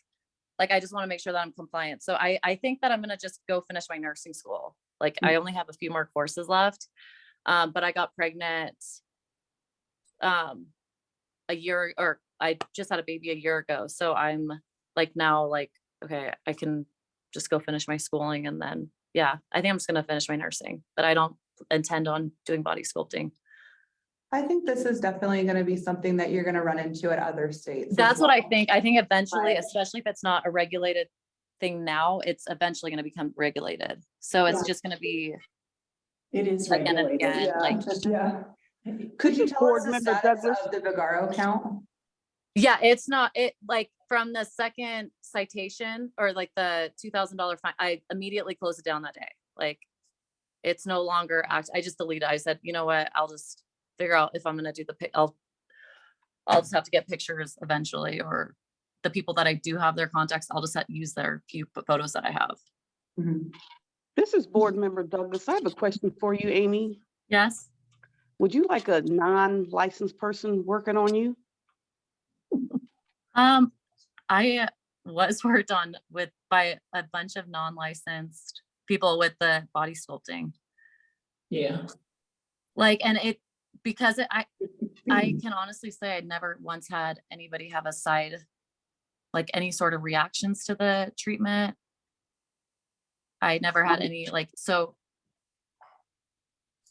No, I'm asking you, would you like a non-licensed person working on you? With the body sculpting? Yes, or anything. I thought I was properly licensed. That's where the issue lied. Like, until I got that first citation, then that's when I was like, oh. So if you go for your nursing license and you just didn't pass the test and you still go out and do procedure on people thinking, oh, I went to school for nursing, so I got the credentials. I mean, does that sound?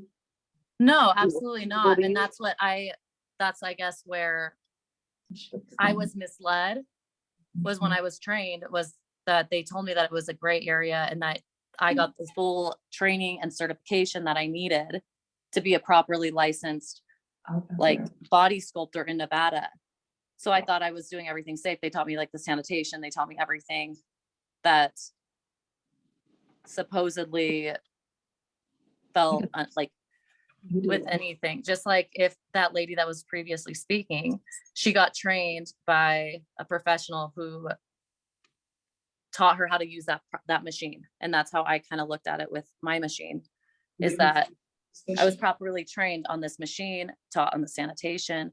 And because it was a gray area, not regulated by any department in Nevada, that I was doing it properly. And when I called the labor board, they told me that it was accurate information that I was told at that point in time.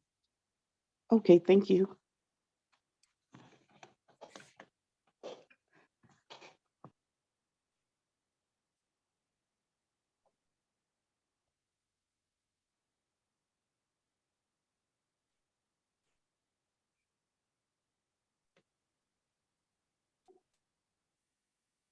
Are we ready to Question proceed? for Board Member Bramo. I have a question for compliance staff. Because I really feel like this body sculpturing is, we're gonna see a lot of it this year. Because now that from 2020, the laws had not yet changed. And they are freely doing it, because I've seen some body sculpture in this, shops, locations and establishments. So we need to be able to make sure inspectors are really, really out there. So we're gonna see a lot of this, and then I think it's making it difficult because they've established the clientele behind this. And now from 2021 or 2022, you're no longer able to practice body sculpturing.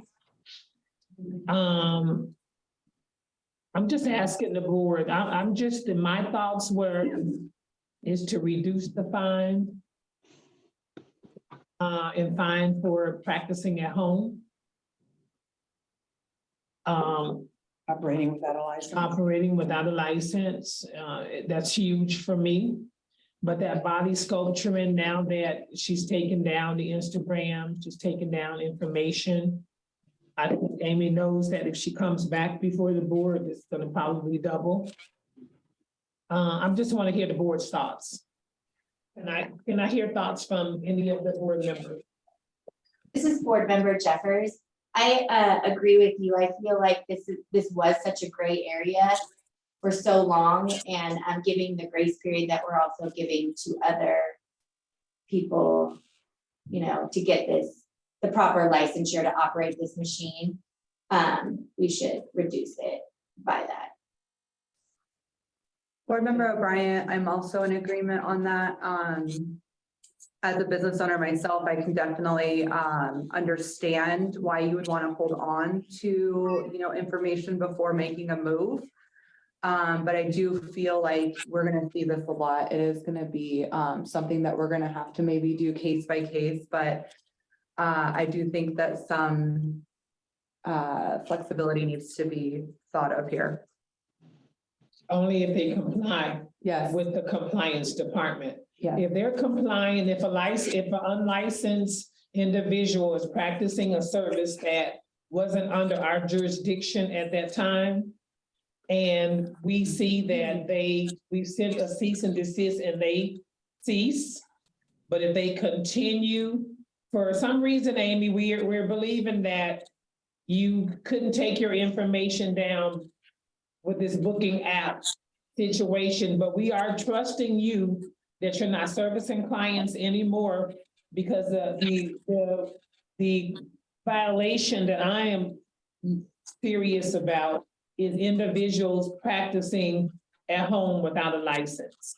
So if this procedure didn't require a license at the time, but now it does, and it's gonna require a license, you can't practice body sculpturing, coupe sculpturing, whatever the sculpturing is, without a license. But practicing at home, that's kind of like running a business out of your house that's unlicensed, is a huge concern. Okay. Moving forward for all individuals.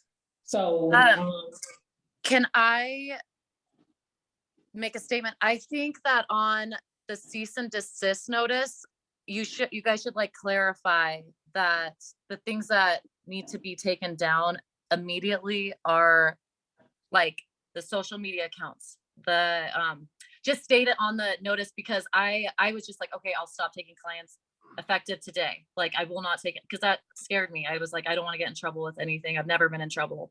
So like stating that, or like, because I didn't even think about it until I got the fine in the mail. And then that's when I was like, wait, why am I getting fined when I haven't performed on anybody? So, and then I was like, oh, the social media, and then she explained to me, okay, that's false advertisement, and that's, you can't have your Vagaro website up, you know, like, cause that's information. And I'm like, okay, so even though that my booking website, like you can't book on it, it's still like, I think it needs to be clearly stated that like social media, everything is like going to be taken into account. Like you need to delete everything, and if that makes sense. Well, Board Member Bramo, it does, but I think what we have to do right now until we can get this, the inspectors can really get this in the compliance department, get this situation with the unlicensed activity under control. That's our compliance way to see if they're continuing to service clients. For some reason today, you've been able to convince us, but in the past, we've had unlicensees come before us and they have continued to service clients, continued to post. So even if we told them to take it down, then we would have to do a lot of extensive research Oh, okay. to track a new Instagram page. Oh, Because I that's what see. they do. Okay, They that's shut this page down and they open another page and they open another page. So Oh, when I we- see what you're saying. when the board sends out a cease and desist, most people that's servicing illegally they know what cease and desist mean. Okay, they just keep it moving to the next. Yeah. My other thought was like when I received like that it said operating inside of a house, I kind of like looked on Instagram on like hashtag body sculpting Las Vegas or whatever. And then I started looking and I'm like, wait, I'm kind of like the way I was directed and trained, they said that it was a gray area. And I'm like seeing all these other people performing the services out of their home. Like you can clearly see it's out of their home. And so then I was like, wait, is this a new law? That's why I was like, okay, I immediately shut down business, but there was all these other people that still are performing services out of their house, which kind of, I was like, okay, wait. And then when I called the board, I was like, oh, okay. So it's from my Instagram, it's from, even though I haven't posted anything, like everything needs to be taken down, but there are still several other people in my same category in the same boat as me that are performing, that have been misled and mistrained, like, I guess, like trained in like the wrong direction, like legally. They must tell those And are machines. taught that it's okay to do it out of their house because it's a gray area. But that's okay. So now you can help spread the word to those that you know. Oh, that I was trained. don't know any, but I just have seen it on like the social media, like on social media accounts in Las Vegas. So that's why I'm like, I know I'm not alone when there's like several other people that have been misled to do the same thing. Correct. We appreciate that, but we're that's what we're doing now. The compliance. Yeah, I know. department And I understand like that's making it safe that's for why I the wanted public. to petition it because I was like, I just feel like I was misled. And once I received the cease and desist, I cut off all because I don't want to hurt anybody. I don't want to get in trouble or anything. And especially if I am not, if I was misled to perform services, but it's not the safe thing, like I don't want to even mess with that. Like, thank you. Amy, I have one more question. How long will it take you to get your information off that site? it's already off. It was off on September. No, like I meant the day. your contacts that you're wanting to keep. Oh, it's already gone and Everything's done. It's been done?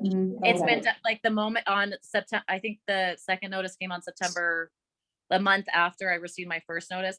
From that point forward, I deleted it. I just said, you know what, like I got all the information that I can, like I just have to move forward. Okay. All right. Or maybe it was like 2 weeks after. I don't know. I think it might have been 2 weeks, but I was like, okay, I'm done. Like I just have to delete it. I don't want to get in trouble. Amy, I have one last thing, please. Yes. For your training, you were thinking that it was Snatched by Kay?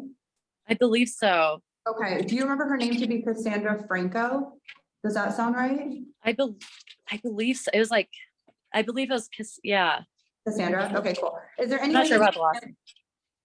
Is there any way that you can like pass on any like emails or like receipts for your class or anything like that? I paid cash. Business have already, coming from compliance, she's already in advance and sufficient. list. Yeah, I guess she's already gotten her, she's Right. now like a certified trained instructor. Okay. Yeah. Okay, all right, thank you. And We've I already have also, that under yeah, control. sorry about that. I also wanted to just tell you, good luck with your nursing program. I Oh, hope thank that- you. I I appreciate hope it. that goes well for you. Thank you guys for your time today. Okay, we just need to call a motion so we can have clarity here for the Okay. record. I'd like to call for a motion. This is Board Member Douglas. I would like to reduce the fine to $1,000 for operating a salon without a license for U-10101355. Board Member Harris, I second that motion. All in favor? Aye. Any opposed? Motion carries. So Amy, you can reach out to our compliance team if you need any type of arrangements with payment and things like that. You reach out to them and they'll be reaching, you just keep connected with them, because if you don't, they're gonna be reaching out to you. Okay, Okay? okay. All right, thank you guys Thank for you. listening to me. All right, thank you. Have a nice day. Bye-bye. You too, bye-bye.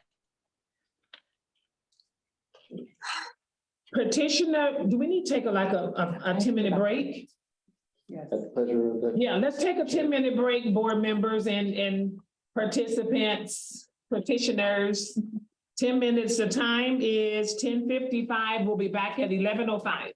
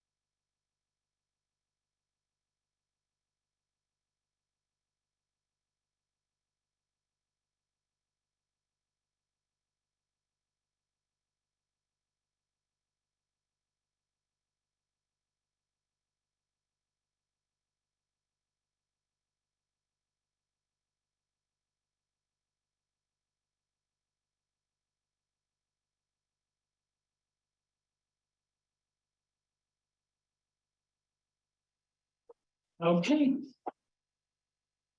I would like to welcome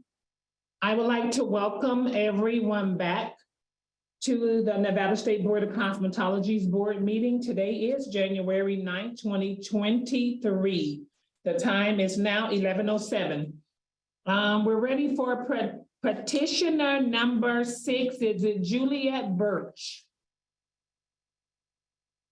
U10101367. Julia Birch. Yes, I'm here. Hello. Here, hi. Happy New Year. Same to you. Happy New Year. Can you raise your right hand to be sworn in, please? Yes. Hello, Ms. Birch. Hello. Do you solemnly affirm that the evidence that you provide in this matter will be the truth, the whole truth, and nothing but the truth by saying I do? I do. Thank you. Thank you. Okay, so you filed a petition to appear before the board, and this is now your opportunity. You here. Okay, so I have a body sculpting shop and I've had it since 2020, but I also have my license, my esthetician license in Florida. But I'm in the process now to take the test for Pearson because I switched over my license to Nevada. But I got a the cease and desist in August But I already have, as soon as I got that letter, I got a medical director at my shop already. And you guys could see, I already have the advanced license and I have an advanced esthetician at my shop. So I did everything that I needed to do. And I'm just waiting to take the test with Pearson to switch over my license to Nevada.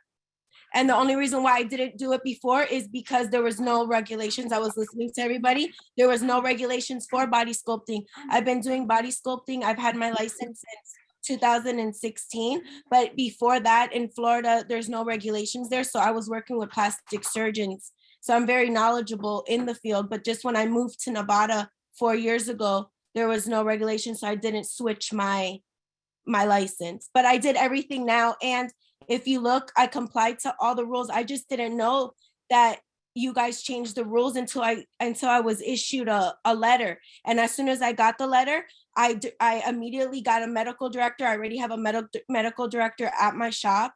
I have an advanced esthetician at my shop, and State Board came to my shop and approved everything.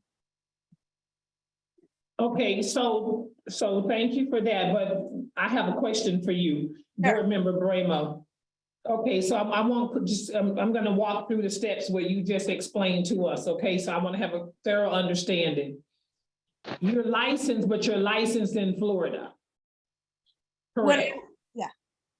Okay, let me just, you tell me if I'm right or wrong, okay? You were licensed when you were fined, but you were licensed in Florida. You have an advanced license for the 75-hour course, but you don't have an esthetician license in the state of Nevada. No, I have somebody at my shop that has an advanced esthetician license. And so you don't have a license at all? I have my esthetician license, but in Florida, and I just transferred it to Nevada when I found out that you guys had changed the because I don't do facials or anything at my shop.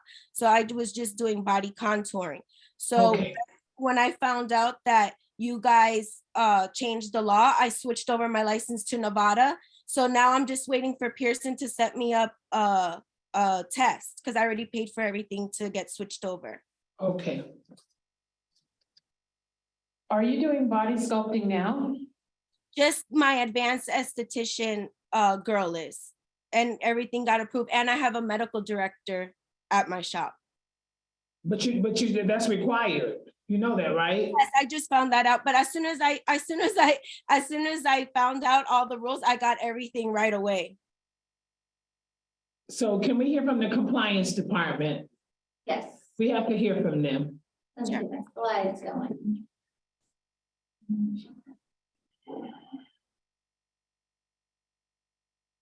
Body sculpture.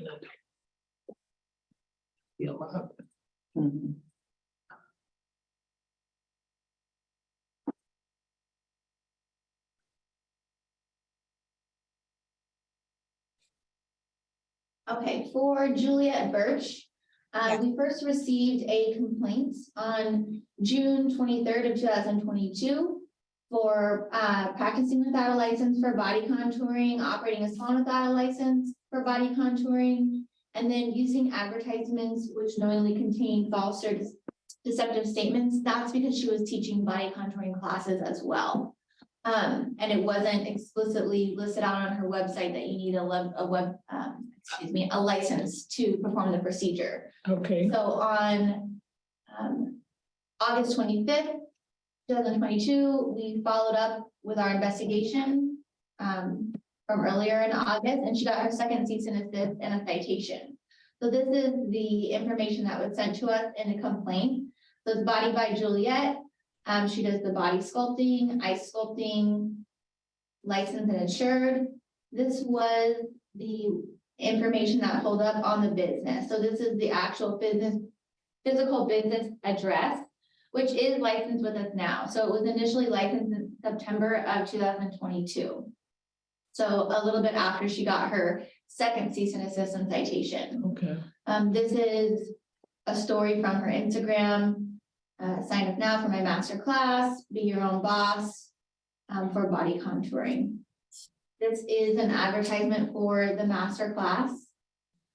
So it's the ultrasonic cavitation, laser lipo, radio frequency skin tightening, vacuum therapy, cellulite reduction, wood therapy, metal therapy, body wrap. Certification, the class includes live models, hands-on training, training manual, social media tips, legalities, marketing tips, ongoing mentorship, and these are the dates of the classes. Okay, I have a question about the classes. Board Member Bramo speaking. Do you have, Juliet, do you have,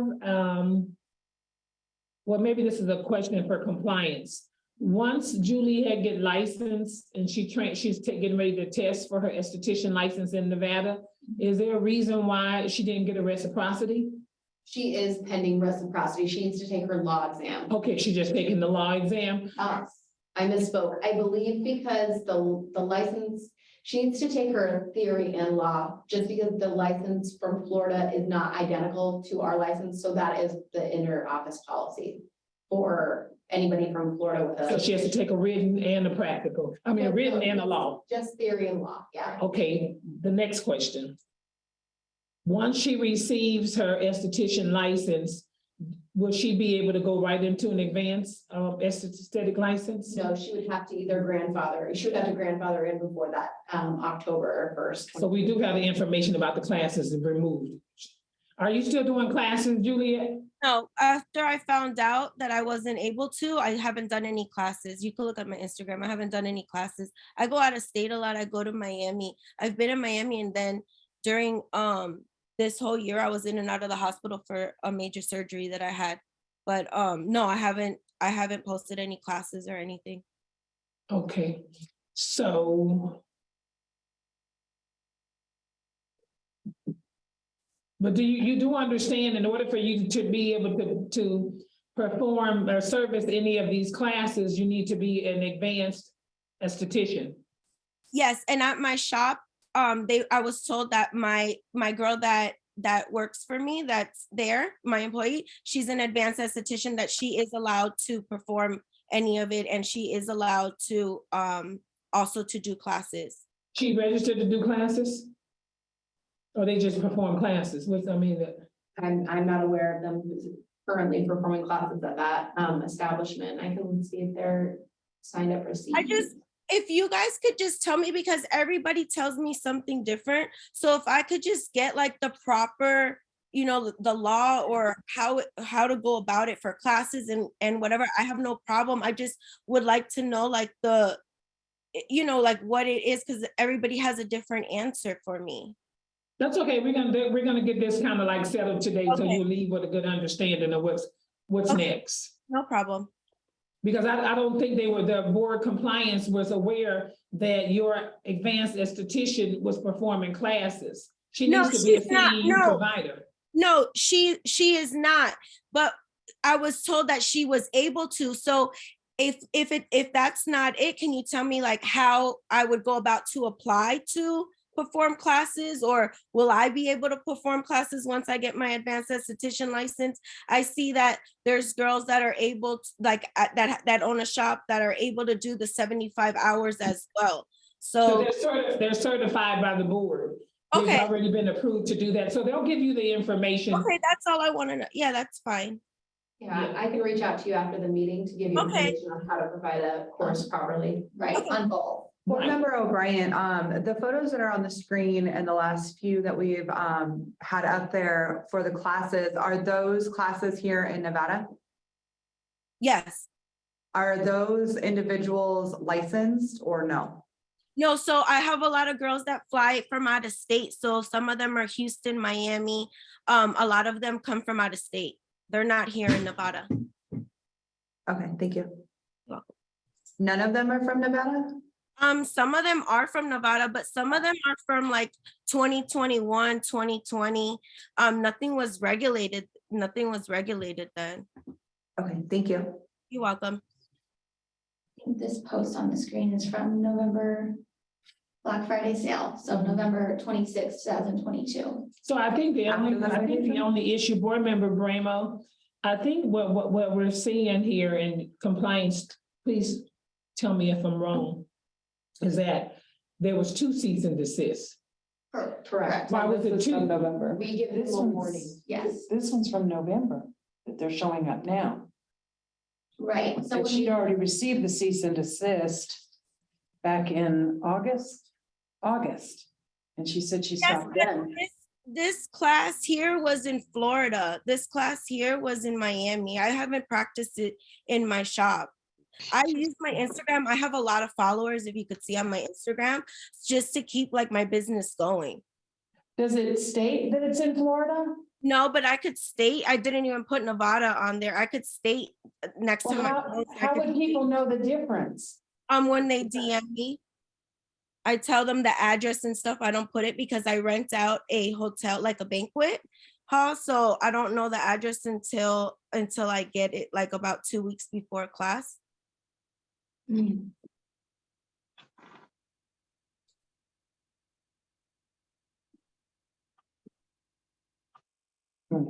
my thoughts to the esthetician. The issue with the post is that the people commenting on it, you know, one's definitely from Nevada, because I follow her as well. So it's just not clear kind of where that is, you know? So, I mean, it's kind of misleading. That's the issue too with that one.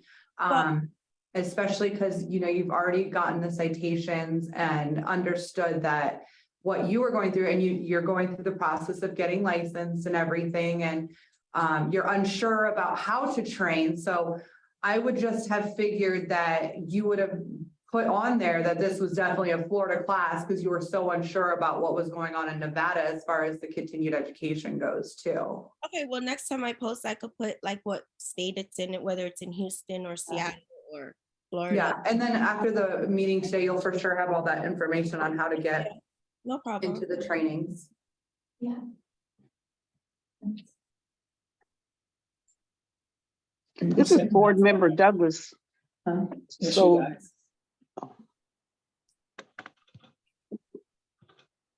this is Board. Douglas, I apologize. No, I Go wanted right to ask ahead. Julie. I wanted to ask Juliet. So all the people that came to your class and got certificates, are those non-void now because you didn't have proper license? Excuse me, what? So all the people that came to your class and got certificates, so are those certificates non-void because you wasn't licensed to train them? Yes, so now there's girls that I have trained like in 2020 and 2021, and they actually they told me that they were operating, but they closed because of the new because of the new license. See, out of state in Florida, you don't need a license. And in Houston, you don't need a license. I work with I do a lot of clients and I train at, I don't know if you know Dr. Young in Houston. And then there's a lot of surgeons that I work with in Miami as well. So over there, you don't need a license. Here is the only state that I guess you guys changed it, which is fine. I didn't know the law. So as soon as I found out, that's when I got the medical director. I'm in the process of changing everything. I just would like to know like the exact law and rules just so that I know, because I don't want to get in trouble or have my business shut down. We're aware of Florida's laws and regulations, but let me ask you this. Do you want a non-licensed person working on you? No. Oh, okay. Thank you. This is Board Member Jeffers. I have a question for compliance. Since like we had discussed with the previous petitioner, how are these cool sculptors or people who haven't had to have a license finding out about our law? Like, how are we disseminating this out there? We make contact with them the best that we can. We don't have a list, unfortunately, of all of the businesses because some of them do operate out of homes. We've worked with different like local agencies, like county agencies and business licensing. But the reason that we send out the initial cease and desist is as a warning. everyone typically will get a first cease and desist, then we follow back up to see if they have continued to work or if they've stopped as they were told in the original notice. So that's why we do it, because especially in the case of the individuals that are doing the advanced aesthetics and the body contouring, that it was not regulated. They didn't know. So the first cease and desist acts as their warning. Okay, so you have a long road ahead. We have a long road just to contact all these people. We've made a lot of strides, especially down in the south, where the different, like Clark County, City of Las Vegas, they work with us really well. They've stopped their business licensing until they've gotten into compliance with us. So that's been helpful for those that actually have like a brick and mortar building. But the ones that are in their homes are harder for us to find, but we deal with them just like as we deal with everyone, and they all get the same warning, the cease and desist, and then we follow back up. But yeah. Okay, cool. So the business licensing is part of helping us too with, okay, awesome. Thank you. So Jennifer, Board Member Bramo, so you understand that like when the board compliance sends out the first initial cease and desist, I think the only problem that I kind of foresee, and if they continue, because the first cease and desist, as Janie was stating, was to kind of give them a warning that you can't do this anymore, you have to stop. But when the compliance department go back to do follow-up, they're able to see if they ceased and desist. And I think that is probably going to be the ongoing mechanism that we're going to be able to use. That, okay, the first time you cease and desist, okay, we can understand that because it wasn't regulated at that time you ceased. But when you have another date, that's the only thing I'm concerned about is that second one without the explanation, I mean, that was given by Juliet, your explanation, I understand, is still today, months after. That is, if you're advertising something on Instagram and you're not saying Las Vegas or Nevada or a class in Florida or a class, because normally when there's a class, it has a location posted or where the class is going to be held. Regardless if my Instagram has 20,000 followers, it doesn't matter because I need to be able to let people know in that particular area, there's a class coming. I'm gonna hit the Florida area. But if I see a class for body sculpturing and I'm interested in body sculpturing and it's just a class, I'm gonna jump aboard as much as I possibly can if I'm in Las Vegas. No, I totally understand. From now on, I will post it, like what state and and the contact information and everything. Because nobody wants to stop you from doing your classes for the states that's not regulated. I think it's business, it's good business sense what you're doing. I mean, you got really nice ads. Seem like you offer a lot of services, seem like you do excellent work. You have a lot of followers. I'm sure it's something really lucrative for you. But I think the concern of the board is the second cease and desist. Okay. So now what we need to do, board, is make a decision on what does that citation look like? Question as well, for the students, like that, is there a way to like telling them that like there needs to be updated licensing information or anything like that, like for the ones that she's done in the past?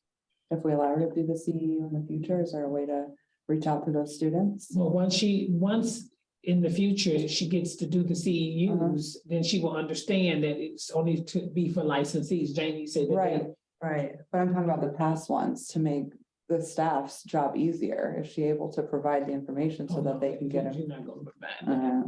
All right. We could wish. Okay, Molly, wait a minute. I could post something. I have a lot of followers. Maybe she got to train her. Yeah. I don't have for me, I think we could reduce the fine. The citation, I mean, but I think there still needs to be a citation after it's just for the work that the compliance has to continue to keep tracking for board purposes and just be across the board. What's the total fine? The total is 2,100.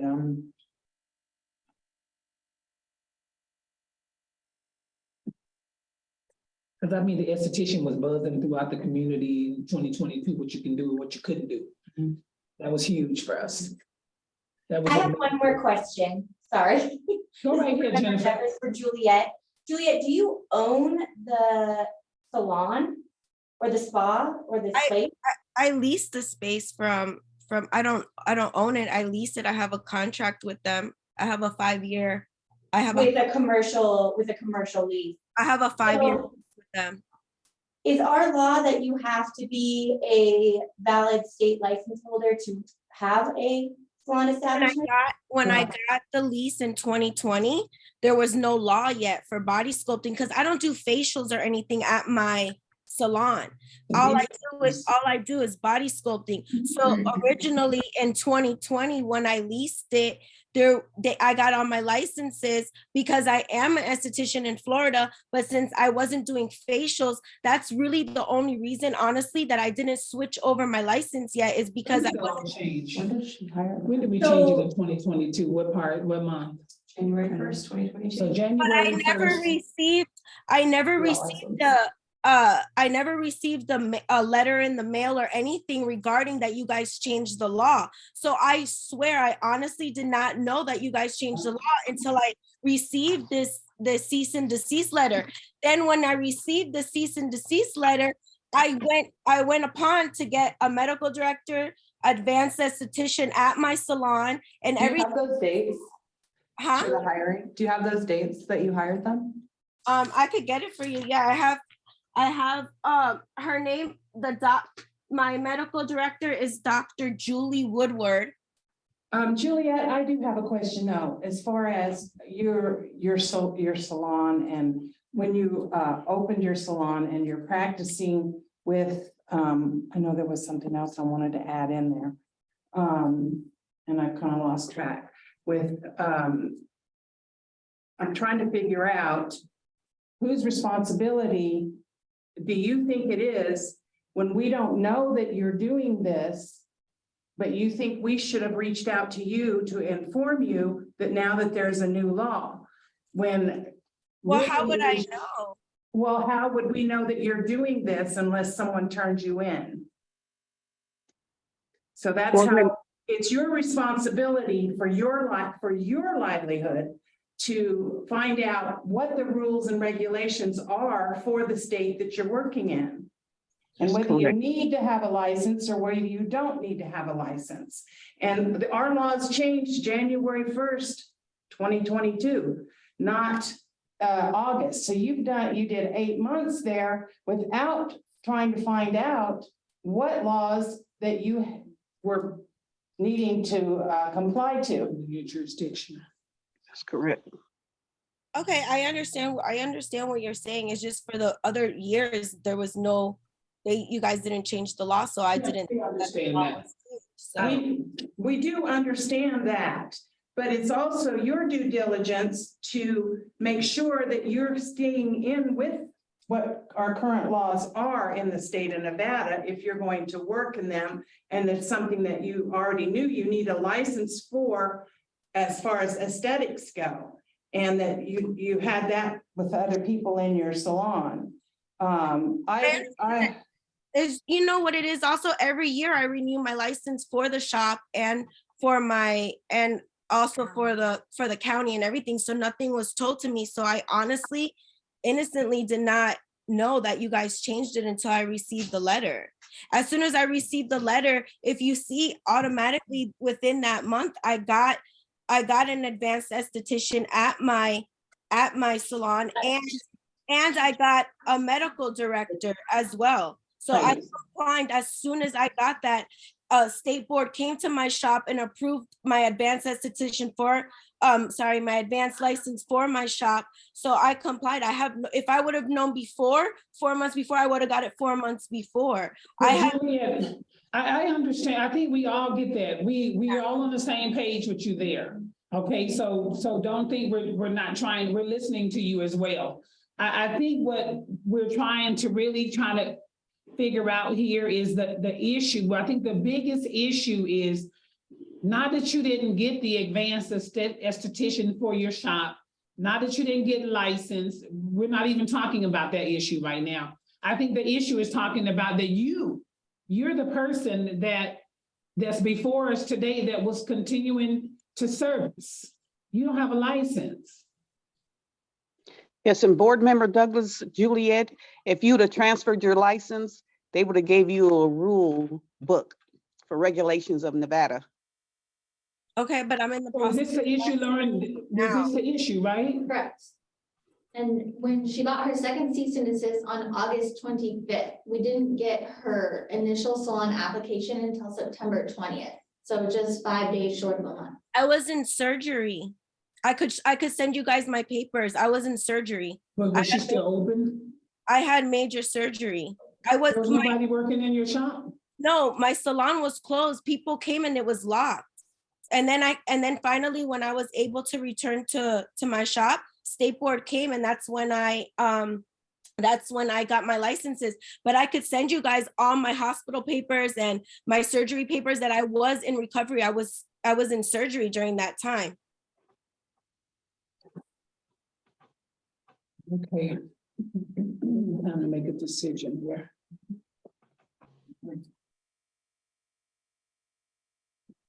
And that's the only reason why it took me that period of time to get it that month, because I was in surgery. There still need to be a fine imposed. I'm gonna go for this is, I'll get rid of this one, but these other two. I think. Okay, so Juliet, the board has made a decision to go right ahead and make a motion.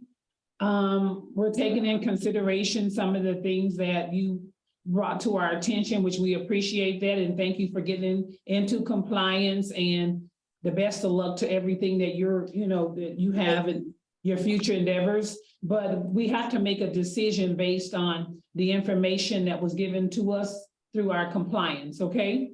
So I'm gonna call for a motion.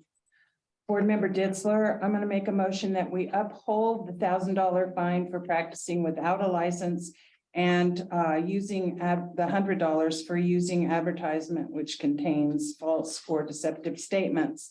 That being said, a total of $1,100 to be fined against Juliet Birch, U-1010136647.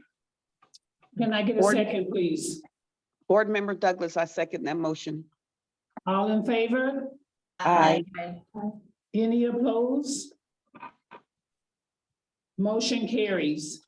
So do you understand, Juliet, what happened? Yeah. Okay, so you can reach out to staff. There was a reduction in the citation. Okay. You can reach out to staff, and I believe that they can make arrangements. I know that it has to be paid before the Nevada license can be issued. Okay, no problem. Okay, thank you. Thank you. Okay, bye-bye. Petitioner number 7, is it Layla Gutierrez? Yes, that's me. Okay, that's you, 1010137759 for possible action. You're disputing 2 citations. Can you raise your right hand, please? Hello, Leda. Do you solemnly affirm that the evidence that you present in this matter will be the truth, the whole truth, and nothing but the truth, by saying I do? I do. Thank you. Okay, you filled out a petition to appear before the board. We have some information here from you, but we would like to hear from you. Hello, good morning, everyone. Good So morning. I had received the citation, and I have the exact dates of everything about the cease and desist note. And I received my first one October 20th. And you guys had sent me that, and I didn't receive it until the 30th. And I'm gonna be honest, I was doing nails, but I was only strictly doing it on family members, some trusted close friends. That was about it. I never charged them. I was in photography for 3 years. I had to make a website, which was on my Instagram. And I had posted it just to make an appointments for my family and friends to get rid of the product that I had, because I had to do a senior project. And back in 2020, they had taken off the senior project. So I had all these products left that I just wanted to practice on with my family members until I got the letter in the mail. That's when I completely had stopped. When I received the October 30th, I had completely stopped doing any nails, and even on like family members, nothing. I never did nails again.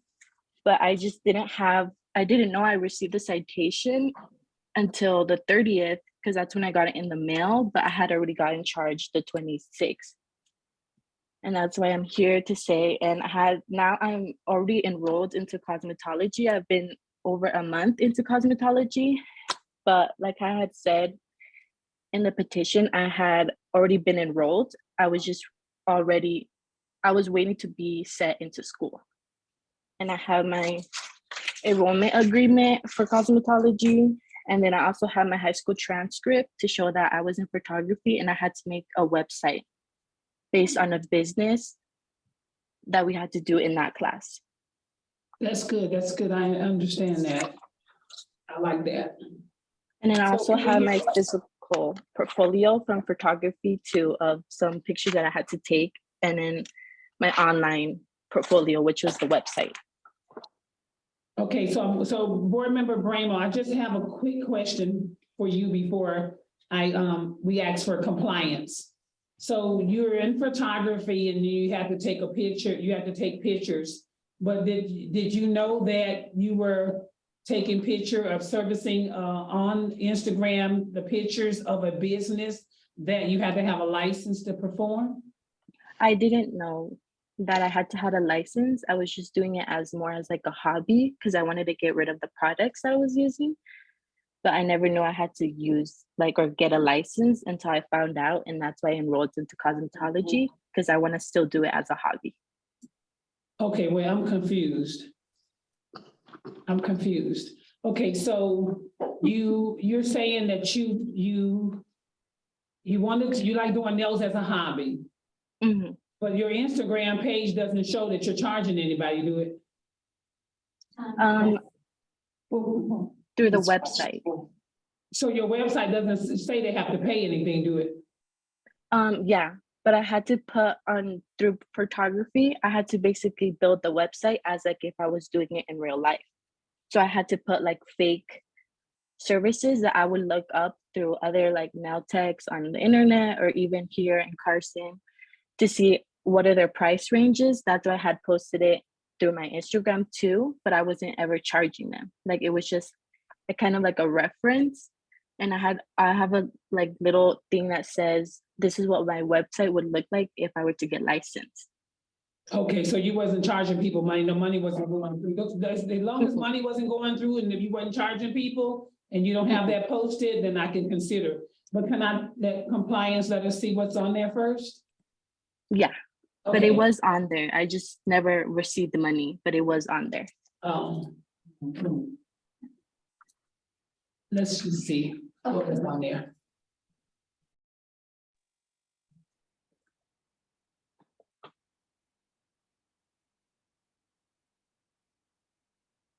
Okay. All right. For Layla, she is disputing the fine for operating a salon without a license and practicing without a license, a first offense for nails. She got her first cease and desist on October 18th, her second cease and desist and citation on November 1st. And then we just pulled it up and she was enrolled as of December of 2022. So a month after she got her citation. This is the Instagram account that we first found. So availability and highlights, hit me up to book appointments for more info in Carson City. This tags her personal account. She did really nice work. So this is a post from October 5th. Found on October 18th. She posted on March 7th of 2022. We're still posting nails? No, I'm not posting nails whatsoever. No more. I don't do nails just in school. Oh, okay. This was the Instagram like highlights, the stories. So this showed her availability in October. How to request appointment, your name, phone number, what service you're requesting, preferred date, preferred time. She's gonna post her availability here on her website. And she'll be posting the month so you can see what she has available. This is her policy, her late policy, and including her cancellation policy. So can we read, let me see that late policy and cancellation policy. Oh, people pay a deposit? No, they did not. Oh, but if they late, they get charged. No, that policy was also referred to on the website. Yeah. There's a it says website there too. 15 minutes late will be charged a $5 late fee, 30 minutes late will be canceled. It's cut off right here. Oh, okay. This is her personal page that links it back to Follow My Nail account. And then this is the booking website. And that's the account, that's the online website that I did for photography. And I have my high school transcript for it to show you guys. And when were you enrolled in photography class? Can you give us the date that the class started and the date that it ended? Yes, I have it since 2019 all the way to 2022. I have it right here if you'd like to see it too. I was in it for 3 years. 2022, okay. Yeah. So this is October availability that was on the website. Hours of operation, requesting an appointment. And then on November 1st, the Instagram became private. So we still have the link to the booking website. You can still get on the booking website. And then this was found on November 1st, availability. Okay. Well, Layla, the only thing that you can do now is convince me that you were in charge and then you were in service and nails, and then I will be good. But if you can't do that, then I'm gonna have to call for a motion. I wasn't charging at all whatsoever. I have it here. I have the website up and my high school transcript to show you guys too. And all the products that I had received were from my parents from that one time that I was trying to do my senior project. That's the only product I ever purchased. Now I don't even have it. I just sold it instead. Once I got the citation, I was like, okay, I can't do nails. I already got in trouble. Like I just sold everything.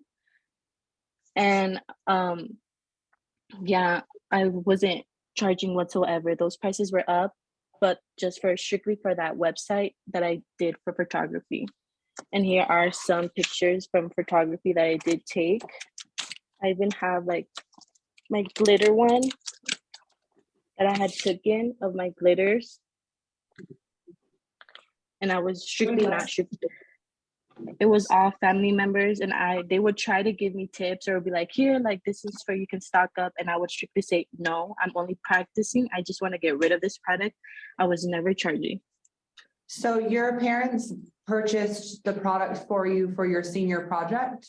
Yes. And your senior project was your senior year only? Yeah. So when did you start doing the nails for your senior project? I was gonna do my senior project the 2022, but they had stopped. They didn't want to do senior projects anymore. So I was just practicing on myself and my mom. That was it. It was just me and her. Did we see pictures for 2021? Yes. And then that's when it started. 2021? Yes, let me pull her. Let me just see something, Layla, 1 second. Okay. This And is then for board those member. pictures, Yeah. I'm sorry, you can go. This is board member Douglas, Layla. This doesn't look like anybody that's practicing work. This looks like professional work. And it's very nice, but to me, it doesn't look like somebody practicing. I was strictly like just practicing. I had seen so many videos on how to do nails, and that's when I was learning how to do more. And I kept practicing and practicing over time. But when I had started practicing on friends, that was around 2021. That's when I really started like practicing on just friends, but it was mostly just like me and my mom, my sister that I would practice on. But then after in 2021, that's when I was like, oh, like I want to see with friends, but I would never charge them anything. availability. Board Member O'Brien, how did you go about choosing your senior project? Did you say you looked and did videos and stuff? Is that what you were saying? That's how you learned? Yes, and then I wanted during to. the videos, you found out that you had to be a licensed individual to do this? Yes, that's when I had found out, and from the citation too. Once I had seen, I was like, oh, I need my license for this. But no one really ever told me, like, because I would see so many girls do it too here in Carson, and they would never say anything to me, like saying like, oh, you need a license or all of that. So the work So on I- the, I'm so sorry. Go ahead. So the work on the page is your work. It's not work that you took of somebody else. Yeah, So for it's your my senior work. project, you learned a whole new trade, found clients to do it on, family or not, and then posted it instead of going out to somebody else's business and taking the photos of that and using that for your senior project. You decided to go into like a whole like career on Wait. the side, I guess, but not. Those pictures on the Instagram weren't Mhm. just for my senior project. It was also for my photography. A senior project was way different than my photography class because we had to do a senior project based on a career that we wanted to shadow them, and I was gonna go to a licensed instructor and shadow them. But since And they are had any of those- canceled the senior projects, we couldn't do that no more because of COVID. Layla, Board Member Bramo, are you aware that somebody turned you in? Are you aware that a complaint was filed against you? That you serviced somebody, you did their nails? Are you aware of that? We have that information? No. Okay, so what I'm gonna say to you is that it just doesn't really look good for you to sit here and just continue to try to convince us of something that we already have the evidence. We just wanted to hear from you truthfully. But a complaint was filed against you. You serviced somebody's nails and they filed a complaint with our Nevada State Board of Cosmetology against you. Mhm.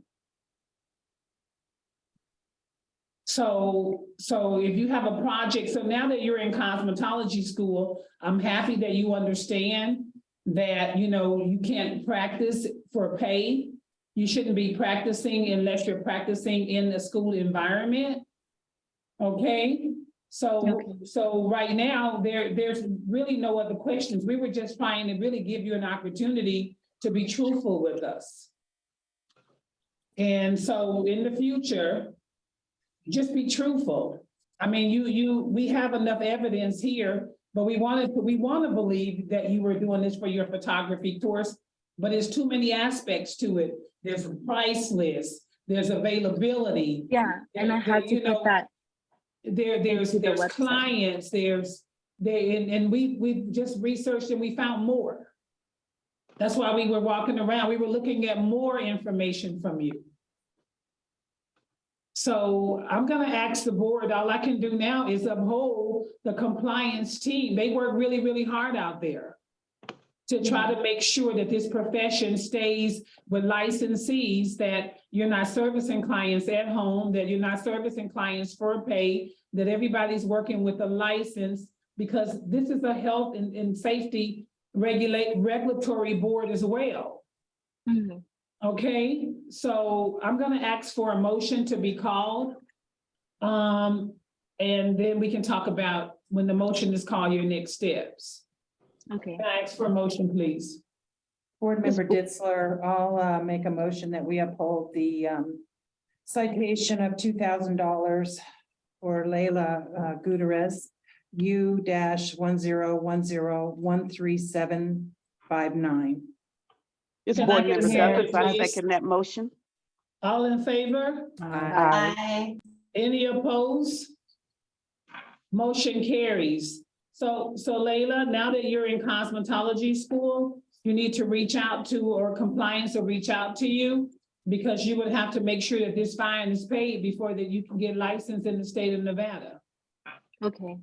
Okay, if you need payment arrangements, I'm sure they have no problems where you can make it pay as you go while you're in school, so that once you complete your cosmetology training, you can get licensed and go to work, because you do really nice work. So you just need a license to be able to perform those services for pay. And you were asked multiple times to take down that cease and desist.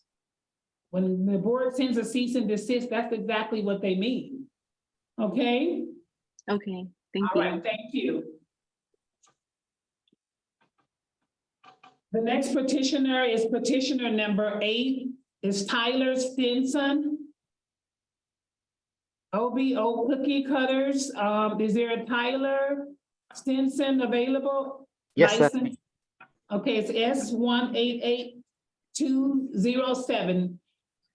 Can you raise your right hand, please, Tyler? Hello, Tyler. Hello. Do you solemnly affirm that what you're about, what evidence that you're going to present in this matter is the truth, the whole truth, and nothing but the truth by saying I do? I do. Thank you. Okay, Tyler, you filed a petition to appear before the board. It's your turn. Yes, thank you. I also wanted to comment that before I get started, I appreciate that there are some positives that came out of COVID, that we get to do a meeting like this over Zoom. So while someone else is talking, I can make an omelet. I'm not just sitting there waiting for hours. So I appreciate that. Thank you. I am a salon owner. I own the Cookie Cutters, Haircuts for Kids salons in the Las Vegas area. And I do my best to abide by all the rules, all the laws. And inspectors from time to time do come into the salons, and I appreciate the coaching and the help that we have received from inspectors. I appreciate it when they're candid. I adopted the North Las Vegas salon when Cool Cuts for Kids closed because of COVID. So remodeled it and turned it into Cookie Cutters. And in March of 2022, I got a violation. There wasn't a citation, but it was super ambiguous. It said it was for the law NAC 644.325, which says failing to maintain walls, floors, ceilings, furnishings, equipment, and fixtures in a salon. And then the picture was my back room where I have a bunch of storage. And there was a roof leak back there that I had been going back and forth with the landlord about, and they finally fixed it like the day before, but there was still residue on the walls. So I wasn't sure what exactly the violation was for, whether it was because the wall looked dirty or if it was because the back room was messy. So I asked in an email, and when I received clarification, it was still vague, but they said that someone would come back within 21 days to re-inspect, but no one ever came back. Regardless, I cleaned up the wall and I reorganized the back room because it was super cluttered and messy. So now it's organized and clean. So hopefully if they do come back and look at that back room, I wouldn't get a follow-up violation.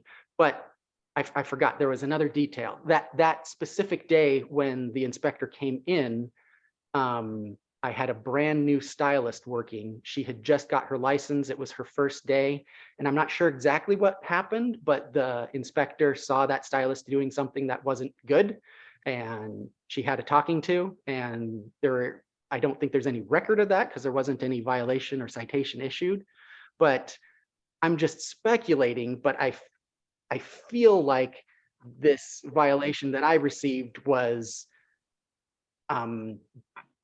in lieu of giving that stylist a violation. I can't prove that. It just seemed off that I was getting this random violation. But fast forward 3 months, and then my Sky Canyon salon in July received a different citation. It's actually the exact same law. And the picture is a tiny clump of hair sitting right in front of the wash machine in the back room. That day when the inspector came in, I only had my one stylist working. She was actively cutting hair. And the inspector didn't say anything about any violations. I believe she even, or he or she commented on how clean the salon was. So my stylist had no idea that there was any violation. And when I received the email, it wasn't just a violation, it was immediately a citation for $100, again, for failing to properly maintain floors, walls, ceilings, furnishings, equipment, and fixtures in a salon. And it just shows a tiny clump of hair that fell out of a cape as it was going into the wash machine, which of course was cleaned up after my stylist was done cutting hair.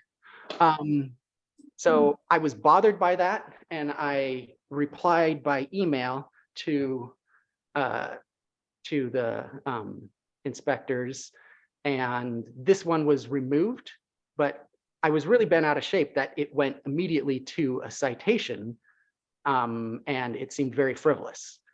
So again, this is just me getting bothered, but then the most recent one,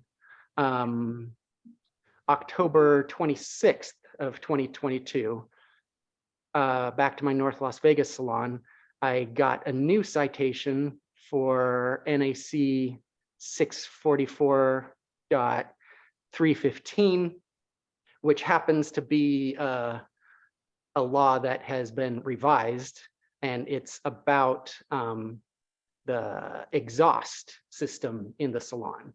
So the picture is of the exhaust in the bathroom, not the salon exhaust. And again, just like the other two situations, nothing was said to anyone in the salon. As far as they were told, the salon was immaculate. They were complimented on how clean everything was. And then after the fact, I get a citation for $100 for some dust on a vent. So of course I went in and took a look, and I sent an email again showing pictures of the actual vent in the salon, and I cleaned the vent in the bathroom. It was already working, but of course it works a little bit better without the dust on it. I fully agree it shouldn't have dust on it, but it just seemed, all three of these situations, I don't understand why we're getting violations and citations on very small things like this. And so with this third one, I was really bothered that it went straight to a citation. So I requested to come before the board to present it, because I feel like maybe the culture for inspecting has changed. I'm just speculating. I don't know outside of my business. It just feels like the culture has changed, and instead of being a coaching atmosphere, it has now become a citation for $100 for whatever. It feels like Tyler, can I stop you for just a moment? This is Board Member Ditzler. I would like to ask our compliance department about the NAC 644.315. That has not been in effect with that number on it in several years. Yes. I can tell you the. Why is it on this citation? We can't make modifications to the app at this time, so the numbers may be inaccurate, but it's still a law in the law book. Well, I realize it's still a law, but the citation actually quotes the NAC 644. It does not have the A. And the 315 is for something completely different in the law book now, which I understand that what he was actually cited for was for NAC 644A.715. And that's what should be on his citation. That's correct. So I'm trying to figure out what we need to do with that. We need to get a new system. It's something that we can't correct with the current one. I'm sorry. Once we get a new system, it will be able to be modified. Our current one is fixed from when it was built before any additional law changes and numbers were codified. Okay, and that being said, that because of the system, that part of it, the violation number is not the correct number, but you are still in violation of 644A.715. and the restrooms and the salon itself are considered one license. And moving down further to NAC 644A.720, walls, floors, ceilings, furnishings, equipments, and fixtures. Number 3 says all walls, floors, woodworking, ceiling, furnishings, equipment, and fixtures must be kept clean and in good repair. That's probably why this violation, because that does look pretty darn nasty. So I wanted to clarify the violation issue first, as far as the numbers go. And we understand that that is something that we have to do in-house, but your violation was for the 715, I think, or 7. I think Board Member Bramo, the violation was for the exhaust, whether it was 644A or 644B. I mean, at this point, it was due to the exhaust, but what my concern is maybe some of the dialogue that we're having with Tyler now about the situation. I think what Tyler is asking the board, and you're saying to the board, is that there was some dialogue about some good things that it should have been just dialogue to say, you know what, we're gonna come back, this needs to be cleaned. Is that what you're saying? Exactly. It's something so incredibly minor. They definitely could have brought it up to the manager. She could have dusted it right then and there, but instead nothing was brought up. And after the fact, I get a picture with $100 fee. I feel like if I were a corporation in Minnesota or something, I would get the email about the citation and I'd just pay it because it's $100 fee isn't worth worrying about. But I'm a local guy, and still $100 isn't a huge deal. For me, it's the principle. I feel like if there's something minor that's wrong, you can tell us about it and we can correct it. Nobody's ever mentioned a vent fan to me that was too dusty. And in the law, it doesn't define how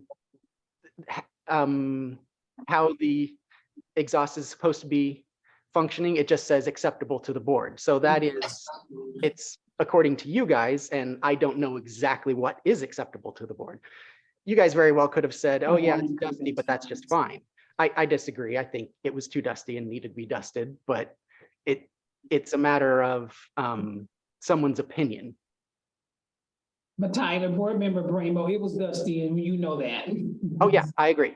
But I do agree. I do to a certain extent that it could have been maybe brought to the attention, since we've inspected multiple of your locations, and we do have some good.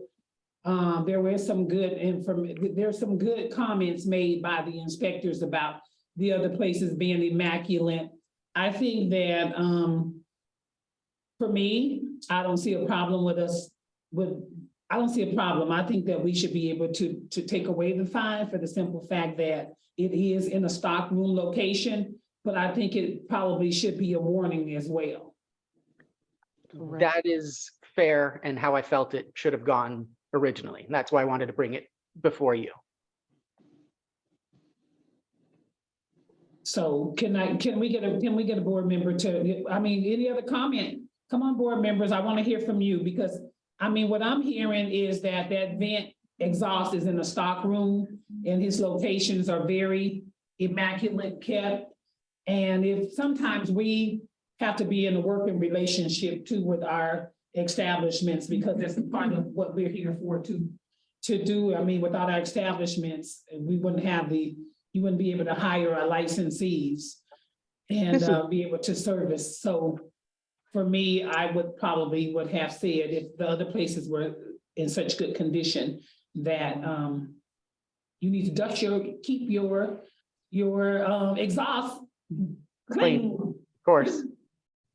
Yeah, I'm actually in the process of hiring a district manager to try to keep all 4 salons the same, so there isn't a weakness in one over another. Yeah, this is Board Member Douglas, and it's not our job to go in and correct your problem that you lack of, because I'm pretty sure your home exhaust is not looking like this.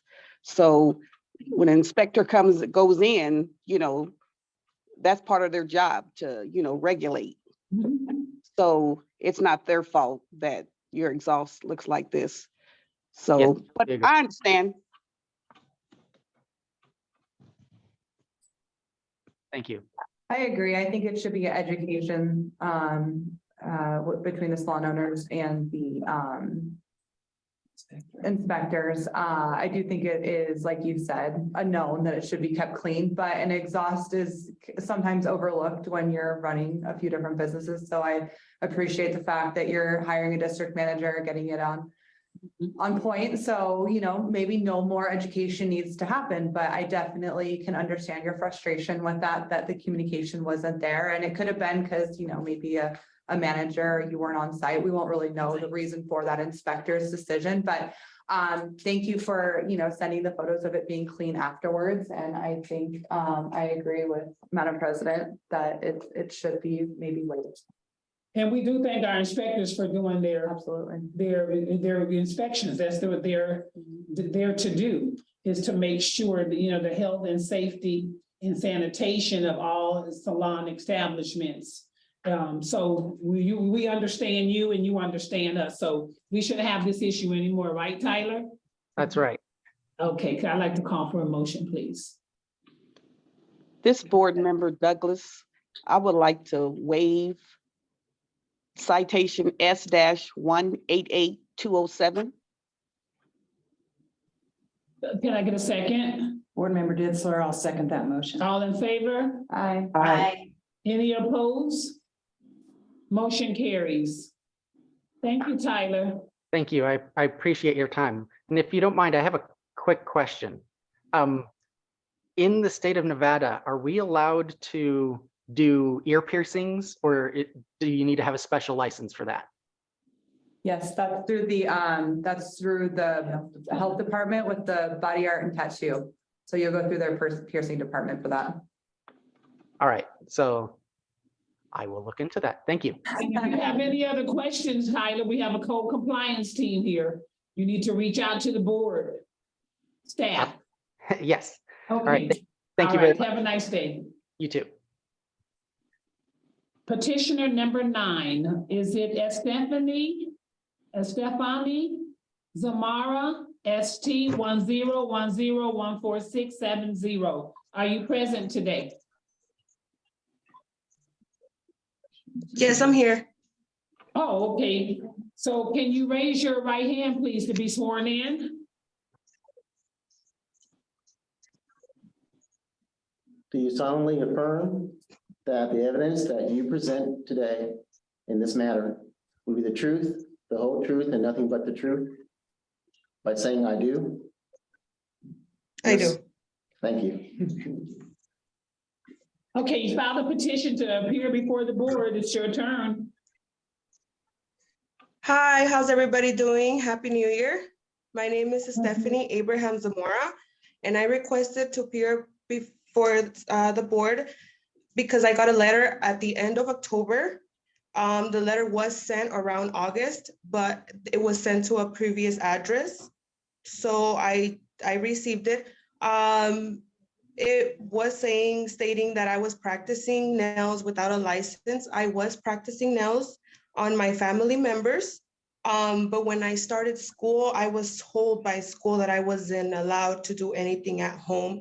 So I immediately stopped practicing nails.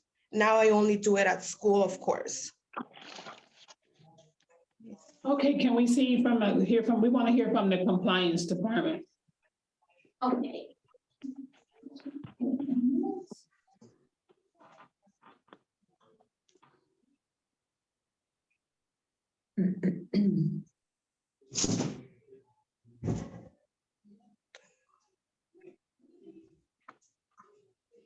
This is board member Douglas. Can you state the school that you go to at the moment? Euphoria Institute. Thank you.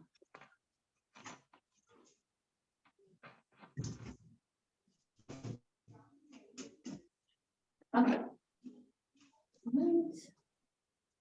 So for Estefany Abraham Zamora, we received a complaint May 28th of 2022. She was sent her first cease and desist on June 2nd, 2022. And our follow-up was on August 30th, 2022, where she received a citation and a second cease and desist for operating a salon without a license and practicing without a license, the first offense for nails. She did enroll in school in August of 2022. Upon our initial investigation, this was her Instagram. So it shows Nails by Fanny, that she does acrylic nails. She's home-based. She takes cash and Zelle only. She's always taking new clients by appointment only. These are some snippets from her Instagram story of nail sets. This is the price list for your nail length, designs, French tip, rhinestones. This was a post that was posted on August 29th and found on August 30th. So she's hashtagging Las Vegas nails, nails technician, and Las Vegas strip. This is a post that was posted on May 3rd and found on August 30th. So this was still up. Her Instagram hadn't changed after she received her cease and desist. This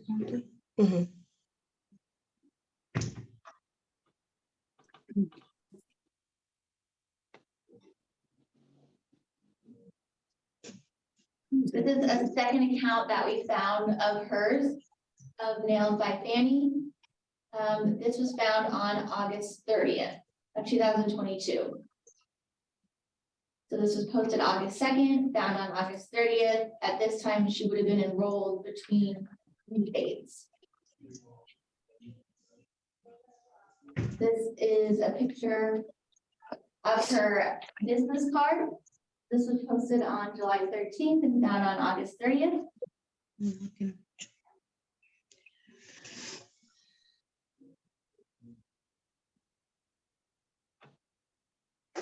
Okay, I don't have any questions. What was The first one.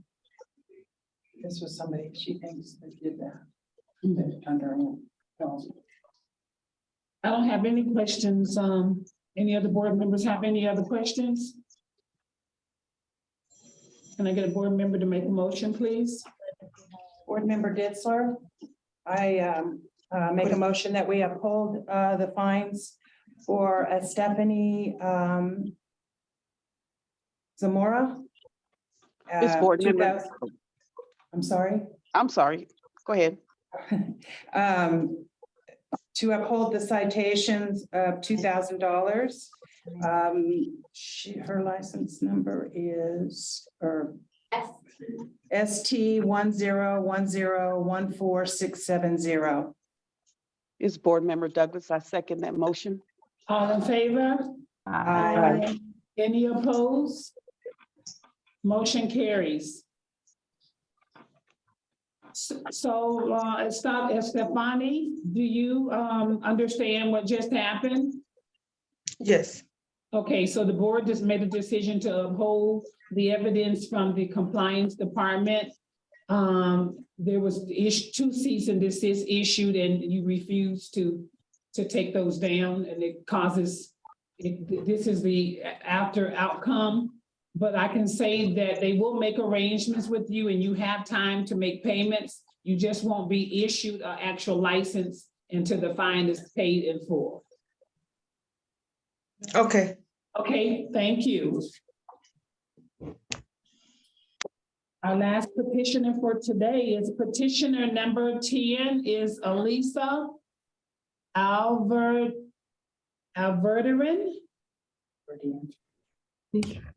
Did I mispronounce that? Yes. Can you pronounce it for me? Awesome. Hello. Yes, can you pronounce your last name? Alaverdian. Okay. Can you raise your right hand so we can have you sworn in, please? Yes. Hi, Alyssa. Hello.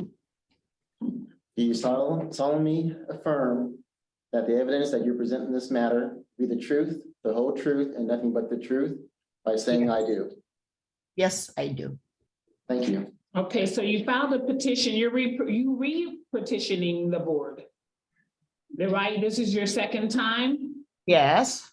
Because of the discrepancies that was found in the out-of-state documents, do you have anything else you knew you want to share with us? Hi, I'm her daughter. She doesn't speak English well. Is it okay if I We can have you sworn in, Could you state your name for the record? Victoria Alaverdian. Well, good morning, Victoria. Good morning. Do you solemnly affirm that the evidence that you present in this matter will be the truth, the whole truth, and nothing but the truth by saying I do? I do. Thank you. We actually have a lawyer with us. He's on the call right now. I think he should be on now. Let me see. He's joining the call right now, if that's okay. Okay. Because I emailed the Lauren at nvcosmo.com and I just let them know that there's going to be a lawyer joining just in case. That's fine. Okay, thank you so much. We don't have to have the lawyer sworn in, do we? No. Okay.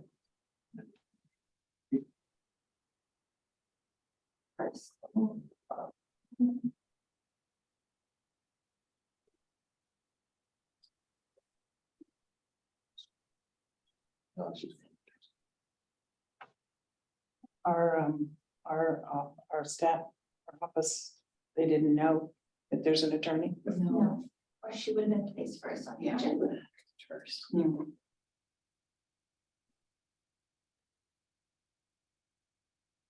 What's your attorney's name? Vartan Kasachikyan. Oh, it looks like he might be on. Is he on the Samsung? No, I think it says his name over here. It's Vardan.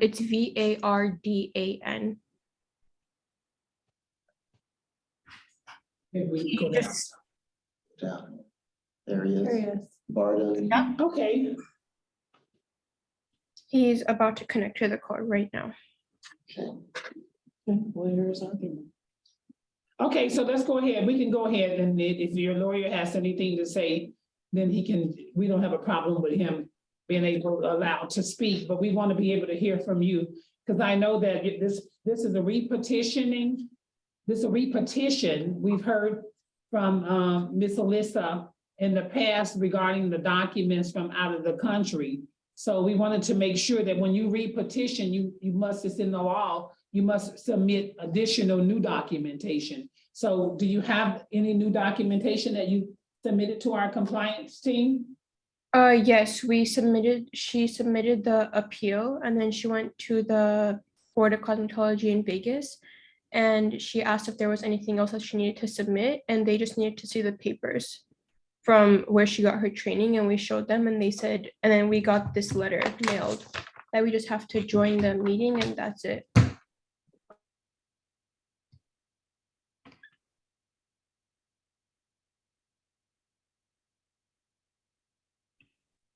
Look at the documents, okay? Sorry, you guys were cut off. I think it was on mute.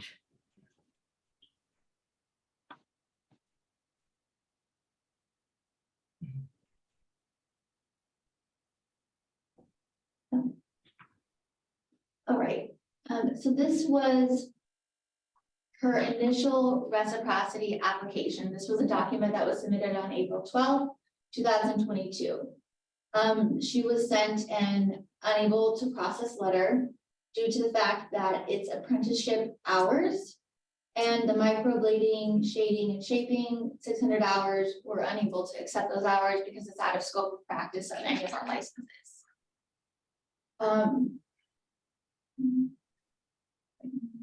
So this is Bizette Beauty Zone and Barber Shop. The dates of completion are December 18th, 2021 to February 18th, 2022.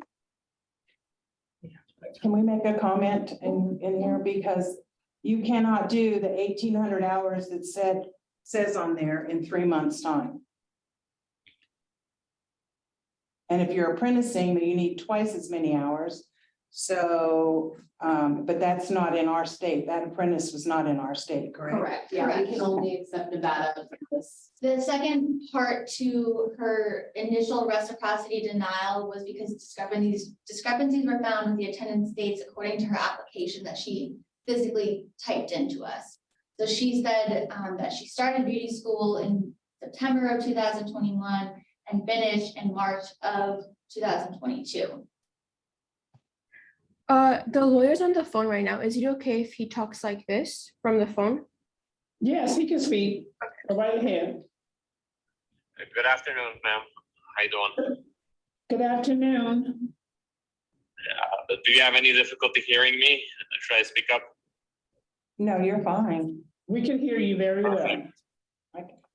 Perfect, thank you. We just wanted to get clarification on the discrepancies, as we submitted two different transcripts from two different entities from two different timelines that I believe satisfy the hourly requirements. Again, correct me if I'm wrong.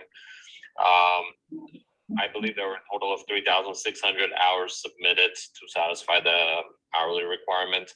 So we just requested at today's hearing to get a better understanding of what the discrepancies were and to try to fix those discrepancies if they're on the record. This was a certificate of completion that was included in that April 12th reciprocity application, showing that she completed 1,800 hours in the course of cosmetology science. Yeah, and that certificate is November. And she didn't, according to the other documents, didn't graduate or didn't finish her course until February of 22. So this is the second application that was submitted on August 17th that was unable to process. This first page is a certificate of accuracy as it was translated by a court-appointed translator. We were unable to accept the out-of-state apprenticeship hours again, and there were discrepancies were found with attendance dates according to the application received on the 8/18 and transcripts received from Visa Aesthetic Beauty Zone and Barbershop. So right here, you'll see skincare 160 hours. And this is from Gabe Salon. Dates of completion are 2014 to 2015. So this confirms that Elisa Alverdian worked at the Gabe Beauty Center on January 1st, 2015 as a cosmetologist and a hairdresser.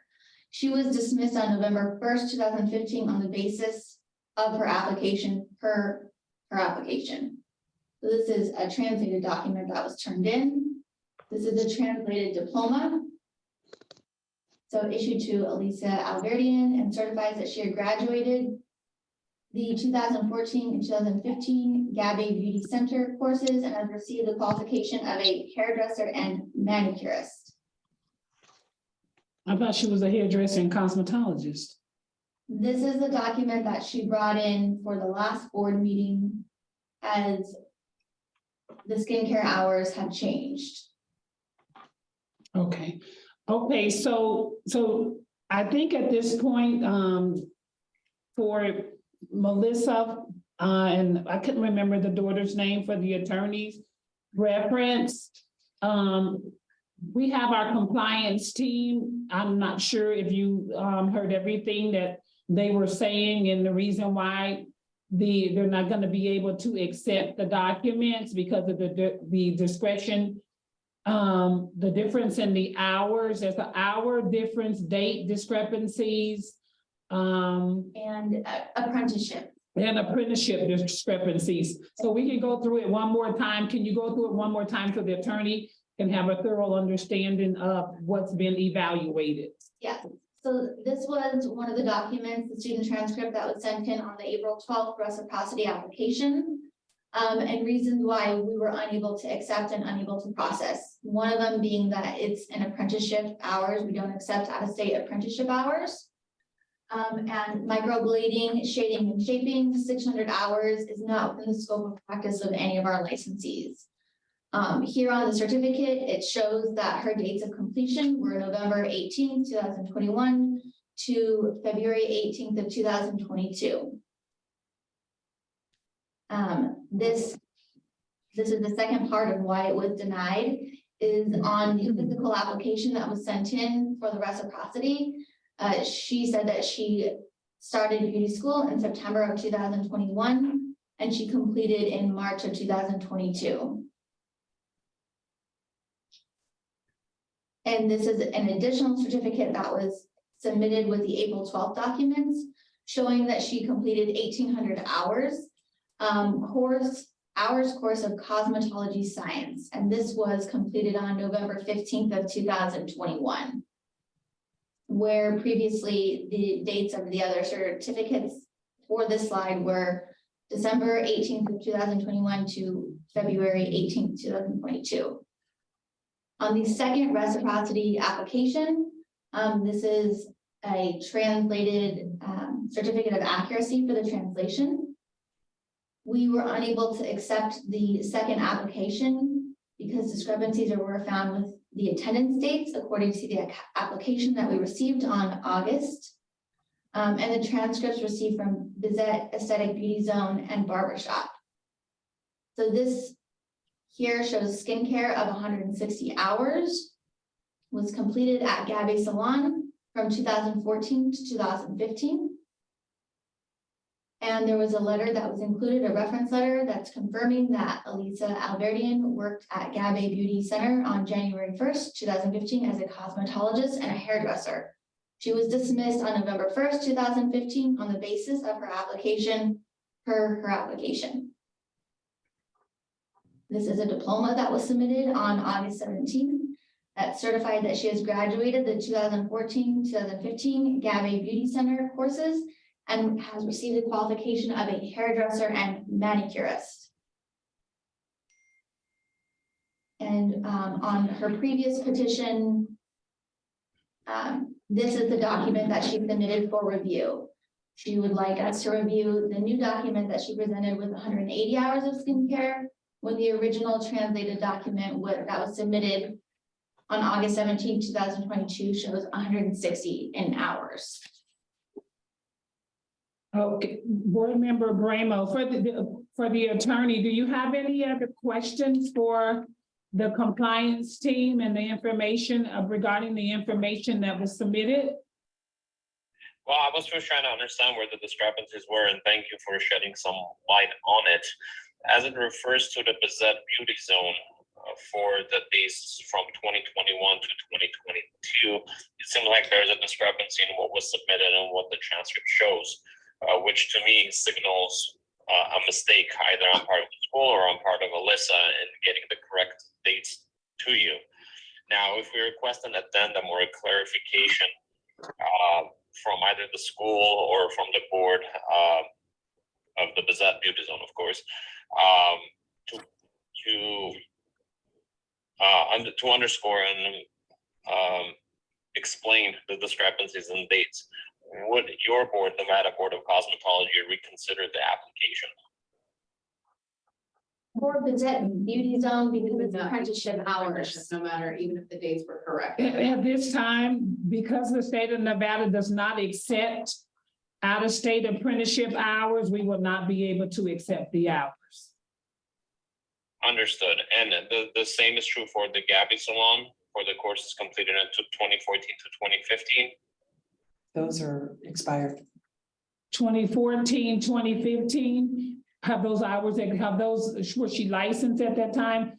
She completed, so they She completed because the hours here for the state of Nevada expires after 4 years. If the person is not licensed. Understood. So those hours expired in 2019, 2020, somewhere there. Yes. Understood. Well, no more questions from me. Okay, thank you. Okay, so this is for Alyssa. Alyssa? Yes. The board's gonna make a call. I'm gonna call for a motion and the board's is getting ready to make a decision. We're not gonna be able to accept the documents that was submitted.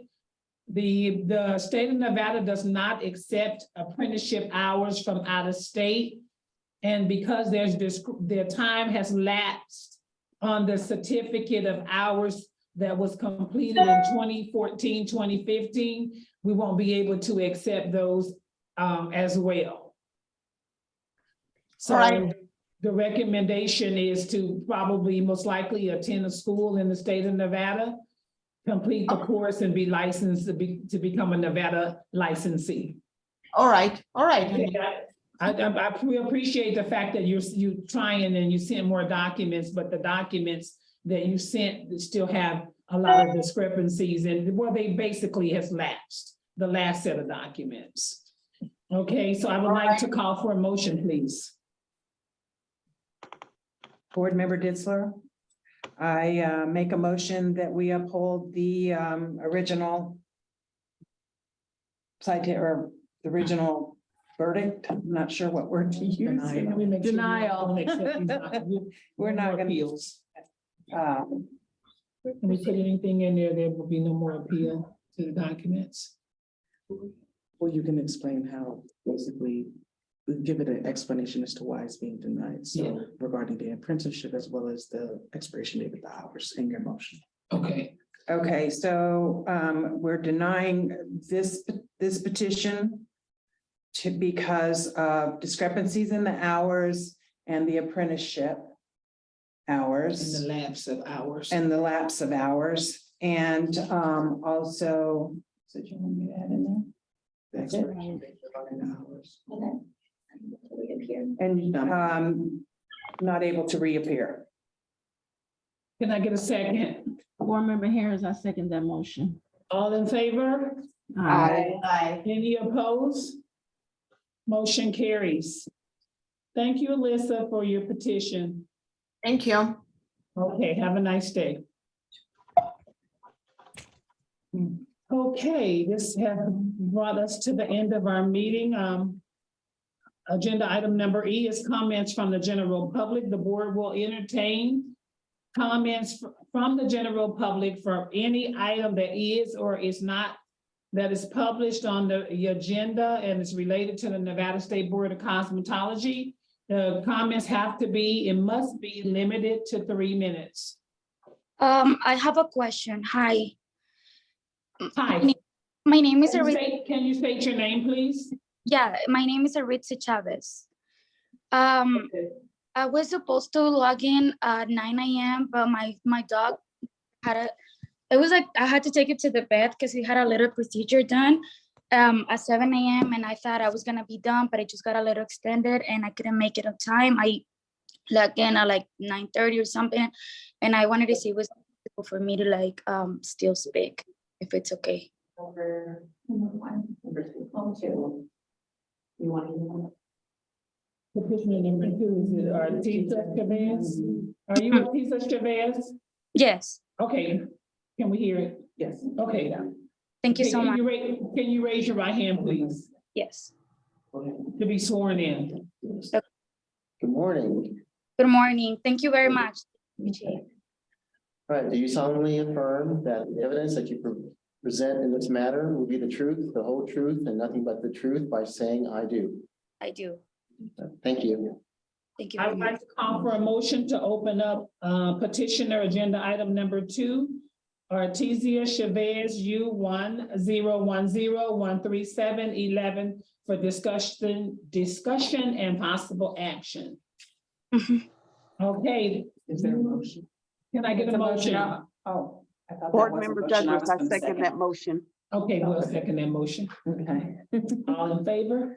Aye. Any opposed? Motion carries. Okay, Artisa, can you raise your you raised your right hand already to be sworn in. Okay, so you filed a petition to appear before the board. You can go right ahead and speak with the board. Okay, thank you very much once again. I just want to apologize a little bit because my English is not my first language either. So if I mispronounce something or I don't say something that makes sense, just bear with me, please. Madam Chair, I apologize. Hey, would you like Bertha in here to translate with me, please? I think she speaks pretty good English. I can speak English. It's just that sometimes I don't say things like properly because it's not my first language, but I understand it. I can understand you very well. Thank you. Thank you. Okay. I'm going to be 100% honest with you. I started Well, I'm pretty new to Las Vegas. I've been here for like around a year now. Everything started when I was in Fresno, California, like around COVID. Sorry, let me go somewhere else because it doesn't leave me alone. I got certified in Fresno, California when COVID happened. So I want to say it was like 2020 around it. I was doing lashes back there, like to friends and everything, because I thought it was like it was something that interested me, and I just kind of like really, I enjoyed doing it. So I moved to Vegas back in December of last year, and I was new and everything. So I kind of wanted to continue doing that. So I just when I made my Instagram, I made it back in California, but I kind of wanted to continue I wasn't sure if I wanted to do it 100% or no, because I'm going to school. As I stated on the letter, I'm going to school full time for architecture. I'm going to UNLV, and I work at the Cheesecake Factory full time as well. So when I moved here back in December, I didn't know pretty much anybody. My mom lives here. She's always lived here. And so basically the only person that I knew was my mom.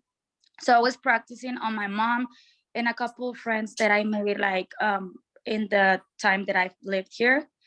So it was just basically like practicing, because I was still debating if I wanted to enroll in cosmetology school or no, just because I was doing the architecture school at UNLV. And I just wasn't sure if I was going to be able to find the time for the three things: my job and UNLV and then the cosmetology school. So I got the first letter back in, I believe it was August 24th, the cease and desist notice. So right when I got it, I didn't know what it was, because when I was doing it in Fresno, I never had like an issue with the state board. I never had any problems or nothing. So when I got the first letter back in August 24th, I completely stopped. Like I stopped taking my friends and my family members and everything. But I left the Instagram back there, like still open. So I believe, but I wasn't taking anybody. So I believe I got the second one on September 20th, and that one was the fine. So I talked to like a couple of friends that do like nails and have like shops and everything. And they told me just to leave it. Well, the first time I talked to them, and they told me just to leave it alone, since I wasn't, practicing or taking any more friends or nothing. They just told me to leave it alone. But when I got the second letter on September 20th, I just shut everything down, and I completely stopped. And yeah, this is where I'm here, because I'm trying to see what I can do to fix it, because I don't want to be in problems. Like I don't want to be in trouble. Okay. We would like to hear from our compliance team to see exactly what they discovered. Okay.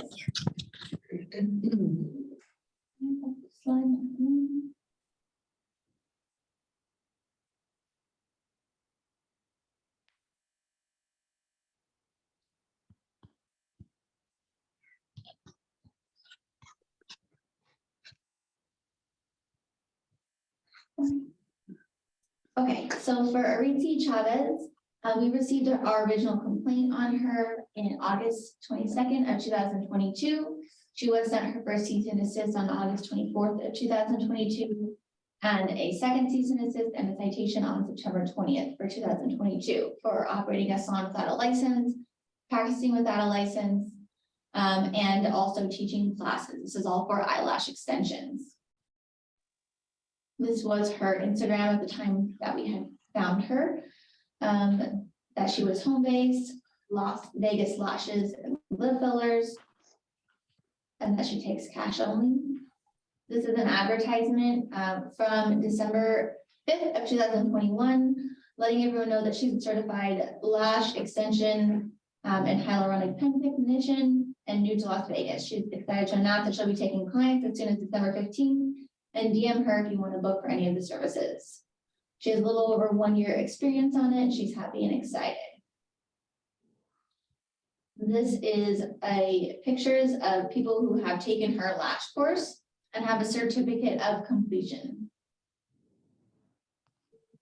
This was posted on August 6th, 2022 and found on August 24th of 2022. A lash class that was tagged in Las Vegas. And tagged the individual who took the course. Another lash class, August of 2022, tagged in Las Vegas. Lash class of July of 2022.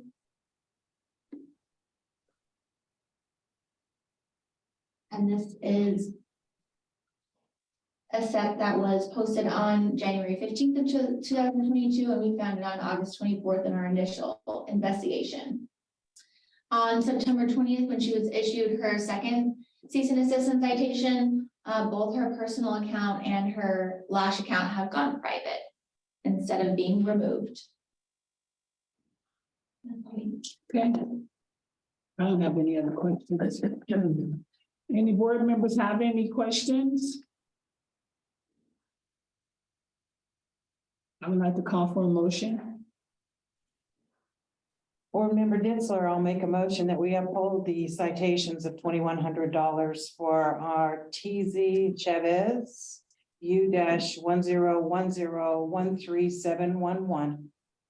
It's board Can I member get a Douglas. second? I second that motion. All in favor? Aye.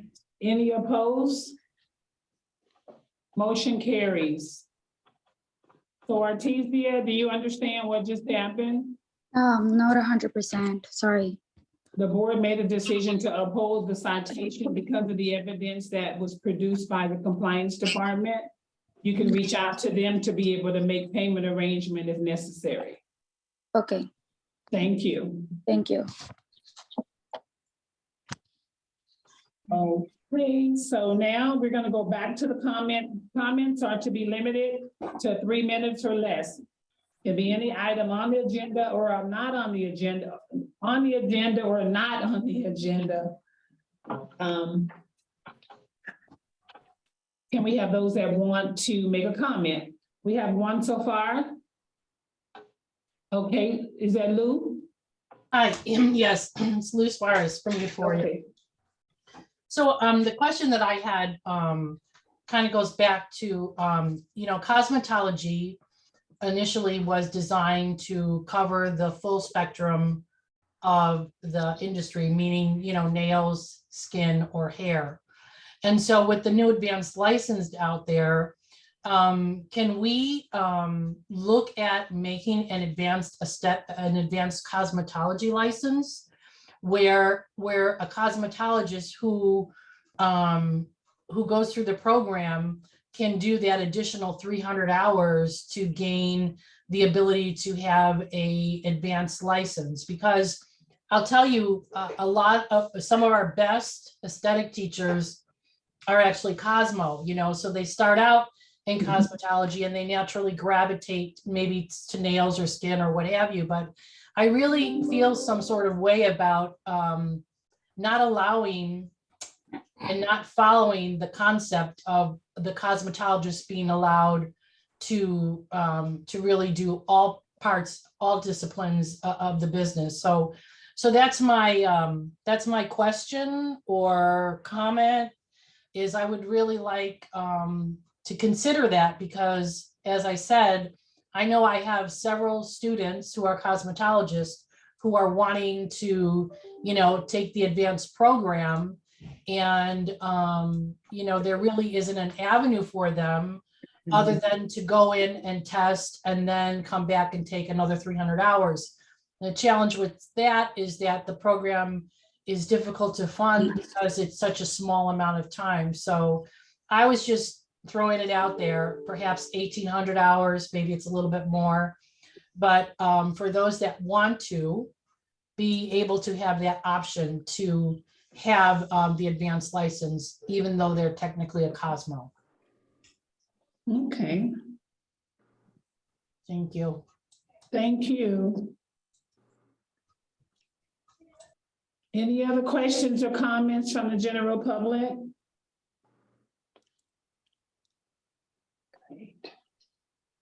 Since there isn't any other questions or comments from the general public, I would like to go down to agenda item number F, and that's comment from the board members. This board member, Douglas, is there any way possible that we can regulate all these people that are coming forward and saying that they didn't know they needed license for a certain like esthetician, cosmetologist? Because it just seemed like it's an ongoing thing that we go through. And it's the same answers. Oh, I didn't know. I mean, you had to know something. When you get your nails done, you want them to be licensed. As far as you going into an establishment, somebody working on your hair, you want them to be knowledgeable about what they're doing to you. So, I mean, I'm not sure. I just see a lot of it, the same thing over and over. Okay, so one other question for you, Board Member Douglas. So you're asking if we could say that one first part again. Is there anything that we can do as far as people coming with the same, answer, like, oh, I didn't know you needed a license. You had to know. I mean, this is like an ongoing thing with the people that they're getting citations. Well, I mean, it's it's kind just of unfortunate. And Brian mentioned that their cease and desist is the first. Okay, remember to, right, it was just brought to my attention, Board Member Douglas, where the cease and desist, I'm sorry, you guys, where the cease and desist is the compliance department first, their first step Yes. is to reach out to the unlicensed individual to let them know that, they've been identified as practicing without a license and they need to cease. I think the problem is coming in is when they continue to practice services. It's because pretty much every petitioner that came before us today had more than one cease and desist. So that Right. first one is the warning. And then it's the follow-up from our compliance is how we're finding out that they're continuing to practice or open a new Instagram or create something else different because they're really like tech savvy and they can find all that stuff. That information for the board. Thank you to compliance. Good job. Thank you. Board Member Ditzler, I would like to. I think we were talking about our town hall. So that now that we voted on the information, we would like for you guys, compliance, to set up a town hall so that the estheticians can be informed of the services that they will be able to practice without having to have an advanced license. And then we'll do a workshop for the reg change, which will cover a lot of the same topics. Would you like two separate? Would you like No, we could town just- hall and a workshop? We can just do, let's just do one. Perfect. Let's just do all one, because mainly the changes were, we can get through the other ones quick. The other ones were the new scope of work. We should just do one. I think it's gonna relieve a lot of tension and a lot of stress off the estheticians because people are still trying to put things together and how to, maneuver and pay the additional dollars to become licensed as an esthetician and be able to have under the supervision of a doctor when some of the services now you won't have to. Thank you. That's all I had. I don't think I had anything else. Any other board members, any other questions, concerns, comments? Jennifer, you have any questions, comments? Douglas, No, Harris? No, thank you. No, thank you. That was a great meeting. I appreciate the staff and my fellow board members for this meeting, the first of the year. Happy New Year, guys. Yeah, Happy New Year. I'm gonna adjourn the meeting. Can I get a motion to adjourn? This is Board Member Harris. I would like to make a motion to adjourn this meeting on today, January the 9th at 12:52 p.m. Yeah. Can I get a second?